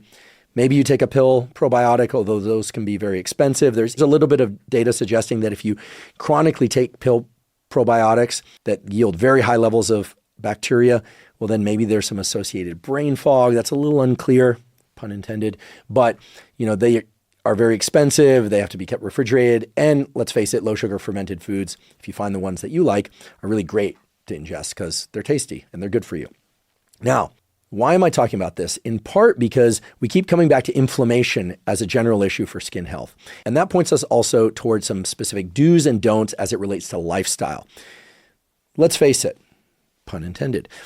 If you sleep well, so maybe you need 6 hours, maybe you need 7, maybe you need 8, maybe you need 9, but if you sleep well on a consistent basis, your skin is going to look so much better, so much healthier, more vibrant than if you are not getting enough sleep. If you drink alcohol, and you wake up the next morning, your skin's going to look puffy. It's not going to look good. But many of you can ingest alcohol without issues. I've done an entire episode about alcohol. Yes, it's a poison. Up to 2 drinks per week for adults who are non-alcoholics is probably safe. 0 is better than any. But let's face it, alcohol is going to exacerbate most skin issues. This is just clear from the literature.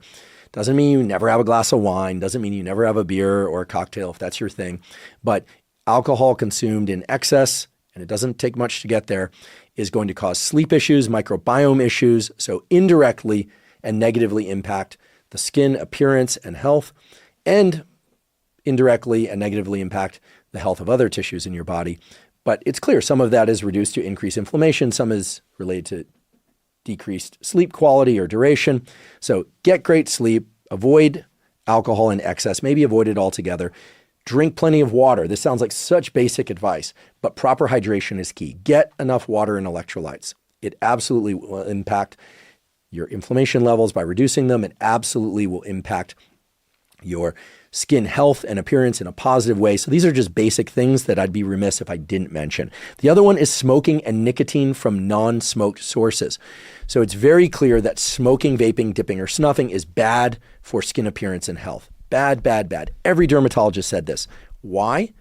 Well, with smoking, you can imagine why. Okay, a lot of carcinogens and toxic end products generated from smoking, even from vaping. Yes, even from vaping, it will make your skin age faster. That's clear.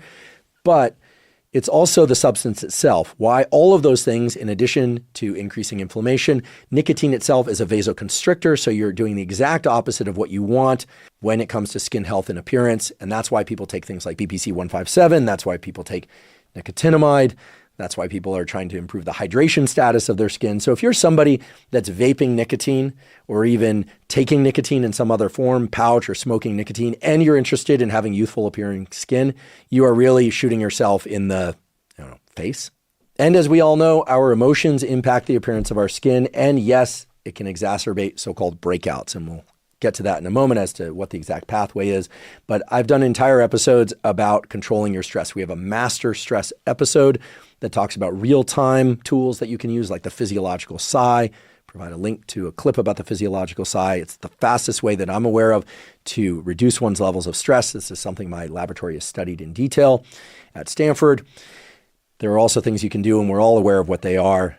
Proper sleep, meditation, non-sleep deep rest. We'll provide a link for that. All things that we can do that are zero cost, very minimal time investment. Physiological sigh takes about 10 to 15 seconds. Non-sleep deep rest, aka yoga nidra, it's sometimes called, takes anywhere from 10 to 20 minutes per day. And that reduced stress can dramatically improve not just the health, but the appearance of your skin. And it makes perfect sense as to why that is. The stress hormones, such as cortisol, but other hormones too, such as adrenaline, when they are chronically elevated, because of the fact that adrenaline impacts vasoconstriction in the skin, it's going to reduce blood flow to the periphery, to the skin. It can cause all sorts of issues at the level of nerve endings that can lead to, believe it or not, enhanced flushing when we're under stress. This is why we measure the galvanic skin response, so not just sweating, but also blood flow and other things to the skin when we are studying stress. Okay, so direct relationship between stress and skin appearance. Learn to control your stress. Stress is part of life, but learn to control your stress in real time and through tools like non-sleep deep rest that are zero cost that can help you reduce your overall levels of stress, get great sleep. Don't use nicotine. If you do use nicotine, know what you're doing. Maybe use it sparingly, and please don't smoke or vape it, dip it, or snuff it. There are other forms, and I don't recommend those forms because they're very, very addictive. And keep in mind that things that improve blood flow, reduce inflammation, give you lower stress, better sleep, all of that is going to make you look more youthful. It's not an imagined effect. It is real. Let's talk about acne. Acne is very common. It impacts anywhere from 80 to 90% of young people at some point. Some people get very bad cystic acne, deep acne in the cheeks, on the back of the neck, the back. It can be very uncomfortable, very painful. Some people only get the occasional pimple, but they get them very deeply. They're very painful. And look, nobody likes acne. Nobody likes the appearance of acne on themselves. It can be very distressing for people. It can cause additional stress that then feeds back in terms of inflammation. And, I guess my first, request, I suppose, I can't tell people what to do and never do, but, for people that have acne, be compassionate, okay? Young people, be compassionate. I remember when I was younger, some of the kids with bad acne got teased, and it really upset me.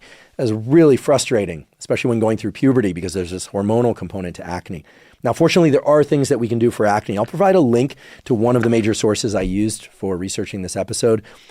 I also, of course, spoke to dermatologists, one of whom really knows an exceptional amount about acne and its relationship to the immune system. The paper that I'm referring to now is a systematic review and network meta-analysis of topical, pharmacological, oral pharmacological, physical, and combined treatments for acne vulgaris, which is the technical name for acne. There are a lot of things that impact acne. Let's just briefly talk about what acne is. Anytime you talk about acne, you're usually thinking about pus or oil. That's called sebum. The sebum accumulates in essentially the follicle around the hair. This also occurs on non-hairy skin or where there's just tiny little hairs that often aren't visible. That's why it's very unusual to get acne on, say, the glabrous skin of the palms. I suppose it could happen, but it's very rare. At any given moment, 10% of people worldwide will have acne. As I mentioned, up to 90% of young people have acne. So very common, very distressing. The accumulation of that sebum in the follicle can be due to a number of different things. Some of it can be related to androgens, things like testosterone, increasing the amount of sebum that's produced. Okay, this is why you often see acne during puberty. In addition, the anabolic, the pro-growth effects of androgens, such as testosterone, and by the way, these occur in both males and females because both males and females have testosterone and estrogen.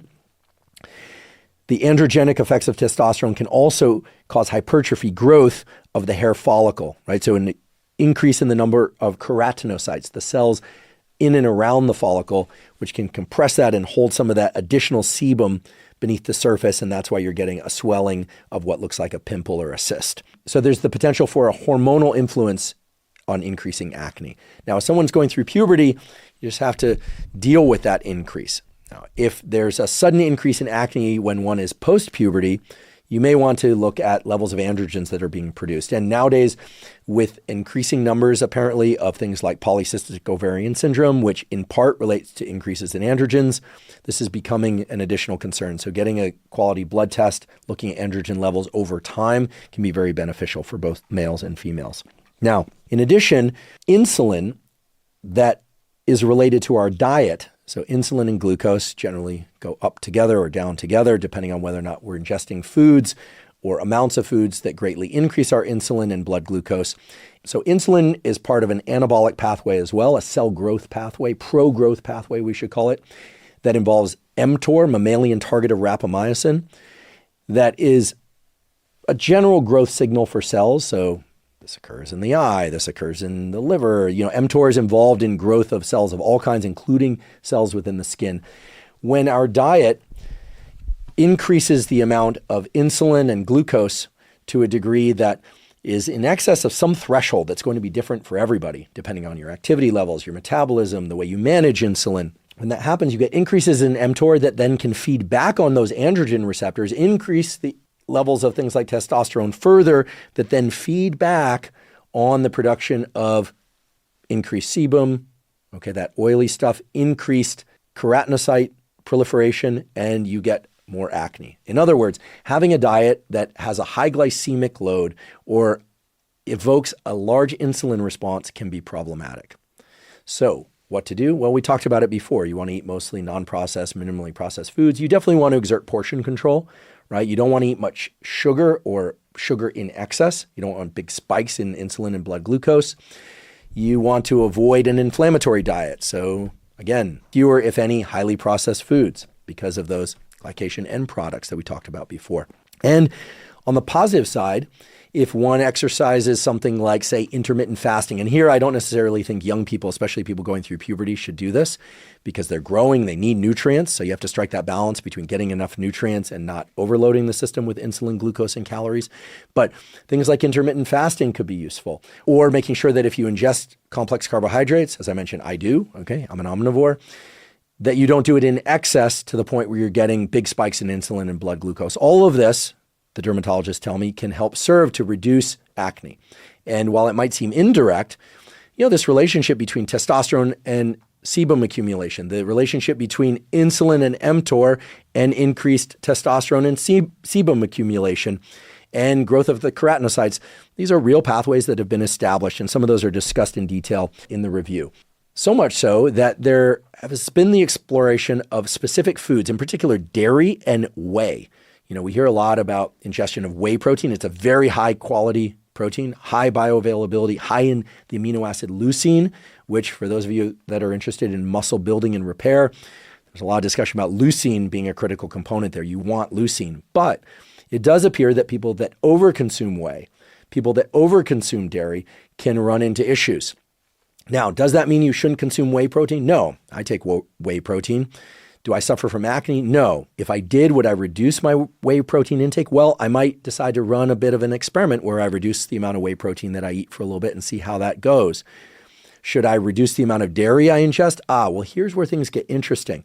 So in discussing this with a dermatologist who also happens to know a lot about nutrition, they told me something very interesting. A lot of people think that high-fat dairy will exacerbate their acne, but here's the situation. Non-fat and low-fat dairy has emulsifiers. This is actually based on work, I believe, some of which was done at Stanford, that can spike insulin more than full-fat dairy. So some people, in an attempt to reduce the amount of acne they're getting, will move from high-fat dairy, or full-fat, I should say, to non-fat milk or non-fat dairy or low-fat dairy, and their acne will actually get worse. And that could be because of the insulin spike associated with some of the emulsifiers in that non-fat and low-fat dairy. So what this means is that you don't have to avoid dairy altogether, but you might be better off ingesting full-fat dairy. You might be best off not ingesting any dairy at all. Maybe you want to run that experiment on yourself and just see what works and what doesn't work, or if there's no change at all. In addition, if you're consuming a lot of fried foods, so those French fries, you're ingesting cheeseburgers and things of that sort, it may not be so much the fat content of those meals, but rather the big insulin response that occurs when we ingest high-fat meals in combination with things like sugary milkshakes or fried foods like French fries and things of that sort, that's leading to the acne by way of increased inflammation. Right? So there are a lot of different pathways: inflammation, androgens like testosterone, insulin leading to increases in testosterone and inflammation. A lot of pathways converge to exacerbate acne. And oftentimes it's just the removal or even just the reduction of some of this food intake or types of food intake that can really lead to big improvements in one's acne. So all of these things combine to support lower inflammation, appropriate amounts of sebum production, because you do need sebum production. You do need keratinocytes in and around the hair follicle, but you don't want too many of them, and so on. But what can be done to directly address acne? Well, there are a number of different prescription treatments that your dermatologist can suggest. But one thing that all the dermatologists agree upon is, first of all, getting adequate sleep, reducing stress, taking care of your gut microbiome, the nutrition recommendations that we've been talking about up until now. But also, get this is interesting, not over cleansing. A lot of people with acne will start to wash their face constantly and will often use harsh cleansers that can exacerbate that acne, either by virtue of removing some important skin microbiome components that then lead to even other infections like fungal infections or additional inflammation because you're removing that microbiome barrier. But they all recommend regular cleansing of the skin, usually 2 or 3 times per day, but not in excess of that, using a gentle, unscented, unfragranced cleanser. Okay, so there are a number of different types of these. I personally, basically my entire life that at least as far as I can remember, I've always used unscented, unfragranced Dove soap. Okay, I have no relationship to Dove soap. I'm sure people out there are going to say, oh my goodness, it contains a bunch of things that are bad for you, but that's what's worked for me, and not the liquid form, just bar soap. And there are things like Cetaphil. These are some brand names. And there are a bunch of other more sophisticated, gentle cleansers that one could use. There are also a lot of products out there that contain what's called salicylic acid. Okay, this is often as a clear fluid that you put onto a cotton ball or a tissue and then you spread on the face. It's very important, very, very important that if you're going to use these products that you do it on clean skin, that is skin that's been cleaned with a combination of mild, zero fragrance soap and lukewarm water, okay? Because of the relationship between inflammation and acne, that's what gives it its red appearance. You don't want to use extreme temperatures of especially hot water when washing your skin. So lukewarm water, mild soap, and only if it's been recommended by your dermatologist, the salicylic acid. Salicylic acid comes from the same class of drugs as aspirin. So it tends to reduce keratinocyte stickiness, right? The extent to which those cells stick together. Why do I mention aspirin? Well, you may have heard that some people will take aspirin to reduce the stickiness between their platelets in an attempt to improve heart health. We'll cover that on another episode at some point. But salicylic acid reduces the stickiness of the keratinocytes, so it can lead to less clogging of the pores by accumulation of keratinocytes, or I should say by less accumulation of the keratinocytes, and it can reduce swelling in and around the area related to the acne. Sometimes if people get an acne pimple, especially if they have an event or they don't want to be seen with that pimple, the use of a little bit of corticosterone cream put on there can reduce the redness or swelling. The dermatologists tell me you should absolutely not pop your pimples. Part of the problem when you pop a pimple, I know there are entire videos about this online. I know, please don't go look at them. The whole community is around this. It's super gross. But I know people find it very satisfying in some cases to pop these pimples, get the infection out. While there are certain use cases for that where someone has an infection, it just absolutely needs to get out, then be cleaned, then covered with a bandage and maybe some topical antibiotic. That would be a use case for that. The dermatologist practically begged me to tell you, don't pop your pimples because A, they will go away in not too much time if you leave them alone, and B, you can always put a little bit of corticosterone cream on top of them to reduce the redness or swelling.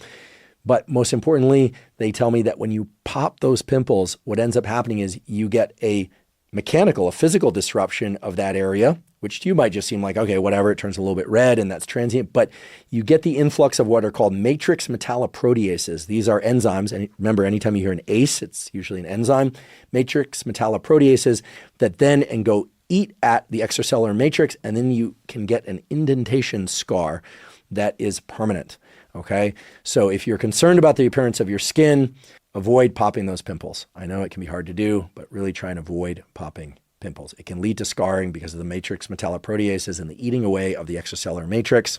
Keep the area clean, cover it up if you need to, get some corticosterone cream on there if you want to reduce the redness. If it's really bad and you have some big important event like you're getting married tomorrow and it's right on the tip of your nose or something like that, then you can potentially go to the dermatologist and get it injected with a corticosteroid to reduce the redness in a more potent way. But they did ask that I ask you to please not pop your pimples. And if you're somebody that suffers from acne, I'd like you to know I provide a link to a paper in the show note captions entitled Acne and Diet, a review of pathogenic mechanisms. And I also provide a link to the review I mentioned before that covers all of the other aspects of treating acne: topical, pharmacological, oral pharmacological, physical, and combined treatments for acne vulgaris. Because again, I do sympathize with the fact that acne can be very distressing, very painful. Fortunately, there are a number of different avenues that you, without a dermatologist, but ideally you and a dermatologist, can use to attack acne at the level of inflammation through diet, through lifestyle, if needed, prescription medications, and again, gentle cleansing and thinking about the various things that indirectly will impact that acne. So much so that a few of the derms told me,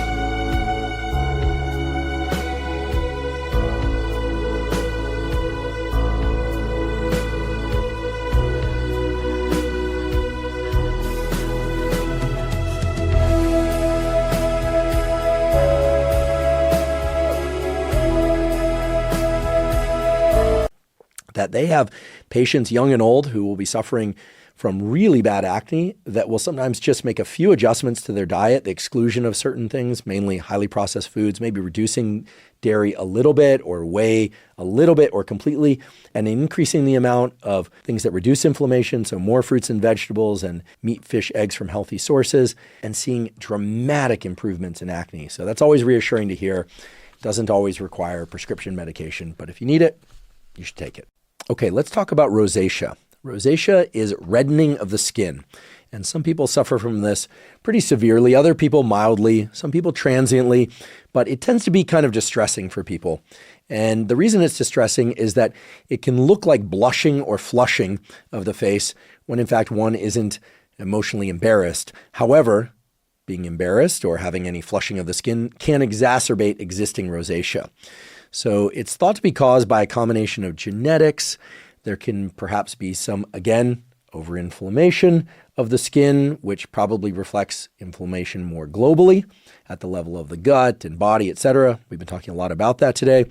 And there are things that can exacerbate rosacea, such as alcohol intake or anything that acts as a vasodilator that dilates the vasculature innervating the skin. So the approach to treating rosacea is pretty much similar to the other things that we've talked about: consuming a low inflammation, low glycemic load diet, trying to get enough sleep, keeping alcohol intake in particular to a minimum or cutting out alcohol completely. The reason I say in particular is that a lot of people that suffer from rosacea who cut out alcohol completely essentially eliminate their rosacea or dramatically reduce it. So oftentimes it's alcohol that's the culprit, either directly or indirectly. We don't know. Again, alcohol is a poison, but could be the indirect manner in which alcohol impacts sleep and the gut microbiome negatively that's causing the rosacea. Without knowing the direct or indirect mechanism, reduce or even eliminate your alcohol for a bit and see if your rosacea improves. That will give you a strong indication of what might be going on, and even better, it could give you a potential solution to the problem. Now, for those that don't experience a reduction or elimination of rosacea, if you eliminate alcohol, get your sleep right, get your diet right, there are some additional things you can do. First of all, you want to follow the same recommendation we talked about for acne, which is also the general recommendation for skincare. Use lukewarm water, not excessively hot or cold water, a gentle, unfragranced cleanser. You want to use sunscreen regularly. Remember, sun damage to the skin is also inflammation, so that's going to exacerbate rosacea. And of course, sunlight, because of the release of nitric oxide, is also going to act as a vasodilator. Does that mean you have to go full beekeeper mode? No, it doesn't. You can if you want to, I suppose, but use a quality mineral-based sunscreen, which we talked about earlier in the episode. And you should use some sort of moisturizer to help lock in the moisture within your skin. You could use things like hyaluronic acid or use any kind of gentle moisturizing cream that's not going to cause inflammation or kind of irritate the skin in any way and can keep the moisture within the skin. And there are a lot of different versions of these available out there. And frankly, a lot of them are not terribly expensive. You can find super expensive varieties of any and all these things. But many of the things that meet the criteria of gentle, unfragranced cleanser, SPF 30 mineral-only sunscreen, as well as a quality moisturizer, are not necessarily the most expensive available. And, what justifies the higher expense in some cases could be, the silkiness or the packaging. It could be any number of different things. I'm not going to say that the cheapest varieties are necessarily as good as the most expensive varieties, but I do think, and the dermatologists that I spoke to definitely confirmed, that there's a lot of price inflation out there related to kind of the overall milieu of packaging and purported exclusivity of certain skincare products. Look for the things that meet the criteria you are trying to establish for your skincare. But just like with acne, just like with general skincare, if you have rosacea, you want to think about mild treatments for the skin at the level of cleaning, at the level of sun protection, at the level of locking in moisture. And then there's some additional things that, if you can spare the expense, could also be beneficial, like niacinamide, as it's also called. Or there's also been some evidence that things like licorice root can be of benefit. Okay, these things are typically found as a topical ointment or in a topical ointment. But in the case of niacinamide, we talked about how this can be available in an ointment form, a topical form, or it can be taken as 2 500 milligram dosages per day. I gave you the long list of the various mechanisms by which it can improve skin health, reduce inflammation, production of collagen, etc. All of that still holds for the potential treatment of rosacea. Be sure to avoid any kind of things that are acting as strong astringents or that increase heat. So people who have rosacea will often try to avoid hot peppers, so spicy foods of any kind. I know that's tough. I'm somebody who really enjoys spicy foods. So if you have to avoid spicy foods, I sympathize with you. That's rough. Anything that acts as an astringent or can, really irritate the skin from the inside or from the outside. So think not excessively hot foods as it relates to spicy or temperature, things of that sort. Now, I should point out there are different types of rosacea. The dermatologist I spoke to, who is expert in rosacea, told me there are 4 major types of rosacea. Many of them respond to the sorts of guidelines that we've been talking about up until now. Some of them that also include acne need some additional treatment. We talked about acne treatments that can be easily folded into the treatment for rosacea. There are people who have very stubborn rosaceas. This may be due to excessive use of cleansers. And again, we're talking about how over-cleansing can really be a problem. So we're not saying don't wash your face. We're not saying don't take a shower. Please do. In fact, and I should have said this earlier, by the way, for a lot of reasons related to your comfort and appearance and other people's comfort, after you work out at a gym, regardless of whether or not you're rolling around on the floor with a foam roller or you're rolling jujitsu or you're lifting weights, or you're doing cardio, it is a good idea to take a shower and cleanse with a gentle cleanser as soon as possible. I know this sounds like just basic advice, but a lot of people just throw on a clean shirt, or they don't rinse off, or they don't wash their face, and they're wondering why they're getting all sorts of skin issues. Well, there's a lot of bacteria in gyms, a lot of sweating people. There are a lot of bacteria on you, a lot of bacteria on the equipment. And yeah, you can spray down the equipment and do these various things, but it's a good idea to shower as soon as possible, or to bathe rather as soon as possible. Wash your face after going to a gym for your sake and for the sake of others. Now, some rosacea is very stubborn, meaning it does not go away even if somebody makes all the appropriate lifestyle adjustments, tries any number of different medical treatments. And by the way, rosacea is a medical condition. And in some cases, people will get angiomas, the accumulation of blood vessels near the surface of the skin that can be, for them, something they don't want. So we could say unsightly, but they just don't want it. Or in some cases, they'll treat their rosacea and then they'll get an accumulation of broken vessels near the surface of the skin. This is pretty common for people that experience rosacea and treat rosacea. For these people, there is a treatment. It has to be done in a dermatologist's office called pulse dye laser, where they use a laser of a particular wavelength that can penetrate, the superficial layers of the skin. And now you know how different wavelengths of light can penetrate to different depths within skin and destroy the blood vessels or the broken blood vessels that then call in immune system cells to clear out the destroyed endothelial cells and other stuff around it and take it away, get rid of those blood vessels that sit beneath the surface. Let's talk about psoriasis. So when I was researching this episode, I asked the dermatologist, is psoriasis related to yeast or overproduction of skin cells? And what they told me was really interesting. They said for more than 80 years within the dermatologic community, it was thought that psoriasis was just an overproduction of skin cells, but it wasn't really known what the source was. And it turns out that now almost all the derms, at least the ones I spoke to, said that it has something to do either directly or at least powerfully and indirectly with the immune system. So what can be done to treat psoriasis?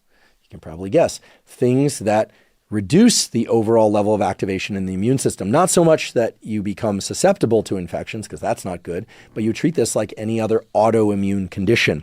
There are now drugs, these are prescription drugs, that directly target the interleukins, the components of the immune system that are directly involved in psoriasis, such as interleukin 17 and interleukin 23. And I'm told that these drugs are very effective in the treatment of psoriasis. So that's very reassuring. I know, especially in communities online that are focused more on behavioral tools and nutrition-based tools or supplementation-based tools, of which I am, right? We focus on those. But as you probably noticed in this and other episodes of the Huberman Lab podcast, we also talk about prescription drugs that have proven to be very effective in certain conditions. So it's very reassuring to hear that there are excellent prescription drugs that can target the specific interleukins that are overactivated in psoriasis, because psoriasis is now known as an overactivation of the immune system and a kind of turning of the body on itself, if you will, to create this itchy, scaly, uncomfortable, and in some cases unsightly overproduction of skin cells at the scalp and elsewhere. Okay, so we've covered a lot of topics thus far. We've talked about skin biology. We talked about various skin conditions that are very common, such as acne, psoriasis, and so forth. We talked about ways to increase the youthfulness or the appearance of youthfulness in skin that are based on data, some that are a bit more experimental. And we talked about even some laser procedures and phototherapy, things of that sort. And at the same time, I acknowledge that there are many topics and conditions related to skin health and skincare that we did not talk about. We didn't talk about eczema. We didn't talk about Botox. We didn't talk about an enormous number of topics that I know are of interest and relevant to many of you. So as a consequence, the plan is to host various expert guests, both dermatologists, expert in particular areas, as well as Yes, a cosmetic surgeon who, believe it or not, does not like to cut, but rather likes to use fairly non-invasive procedures that touch on some of these very same mechanisms. Yes, injections of certain things, things that operate at the surface level of the skin, and sometimes surgical procedures that, I know when people hear cosmetic surgery, they think, oh, people just trying to improve the youthfulness of their look or something of that sort. But, that also relate to certain serious skin conditions for which surgery and non-surgical approaches can assist in. So the point is that any discussion about skin health and skincare is going to be an ongoing discussion, one that I do plan to continue on this podcast in the form of expert guest episodes, maybe even another solo episode. We've occasionally done so-called toolkit episodes where we summarize some of the main points of previous solo episodes and that arrive with guest episodes and that reflect the latest knowledge that gets published in between episodes. I do plan to cover this topic in more detail going forward. Meanwhile, I like to think that what I've covered today provides at least an introduction to the biology of skin and an understanding about the various things that we all can and should do for our skin health and appearance, as well as ways to attack certain pain points related to certain skin conditions that come from expert sources, from excellent literature that has been established over many, many decades.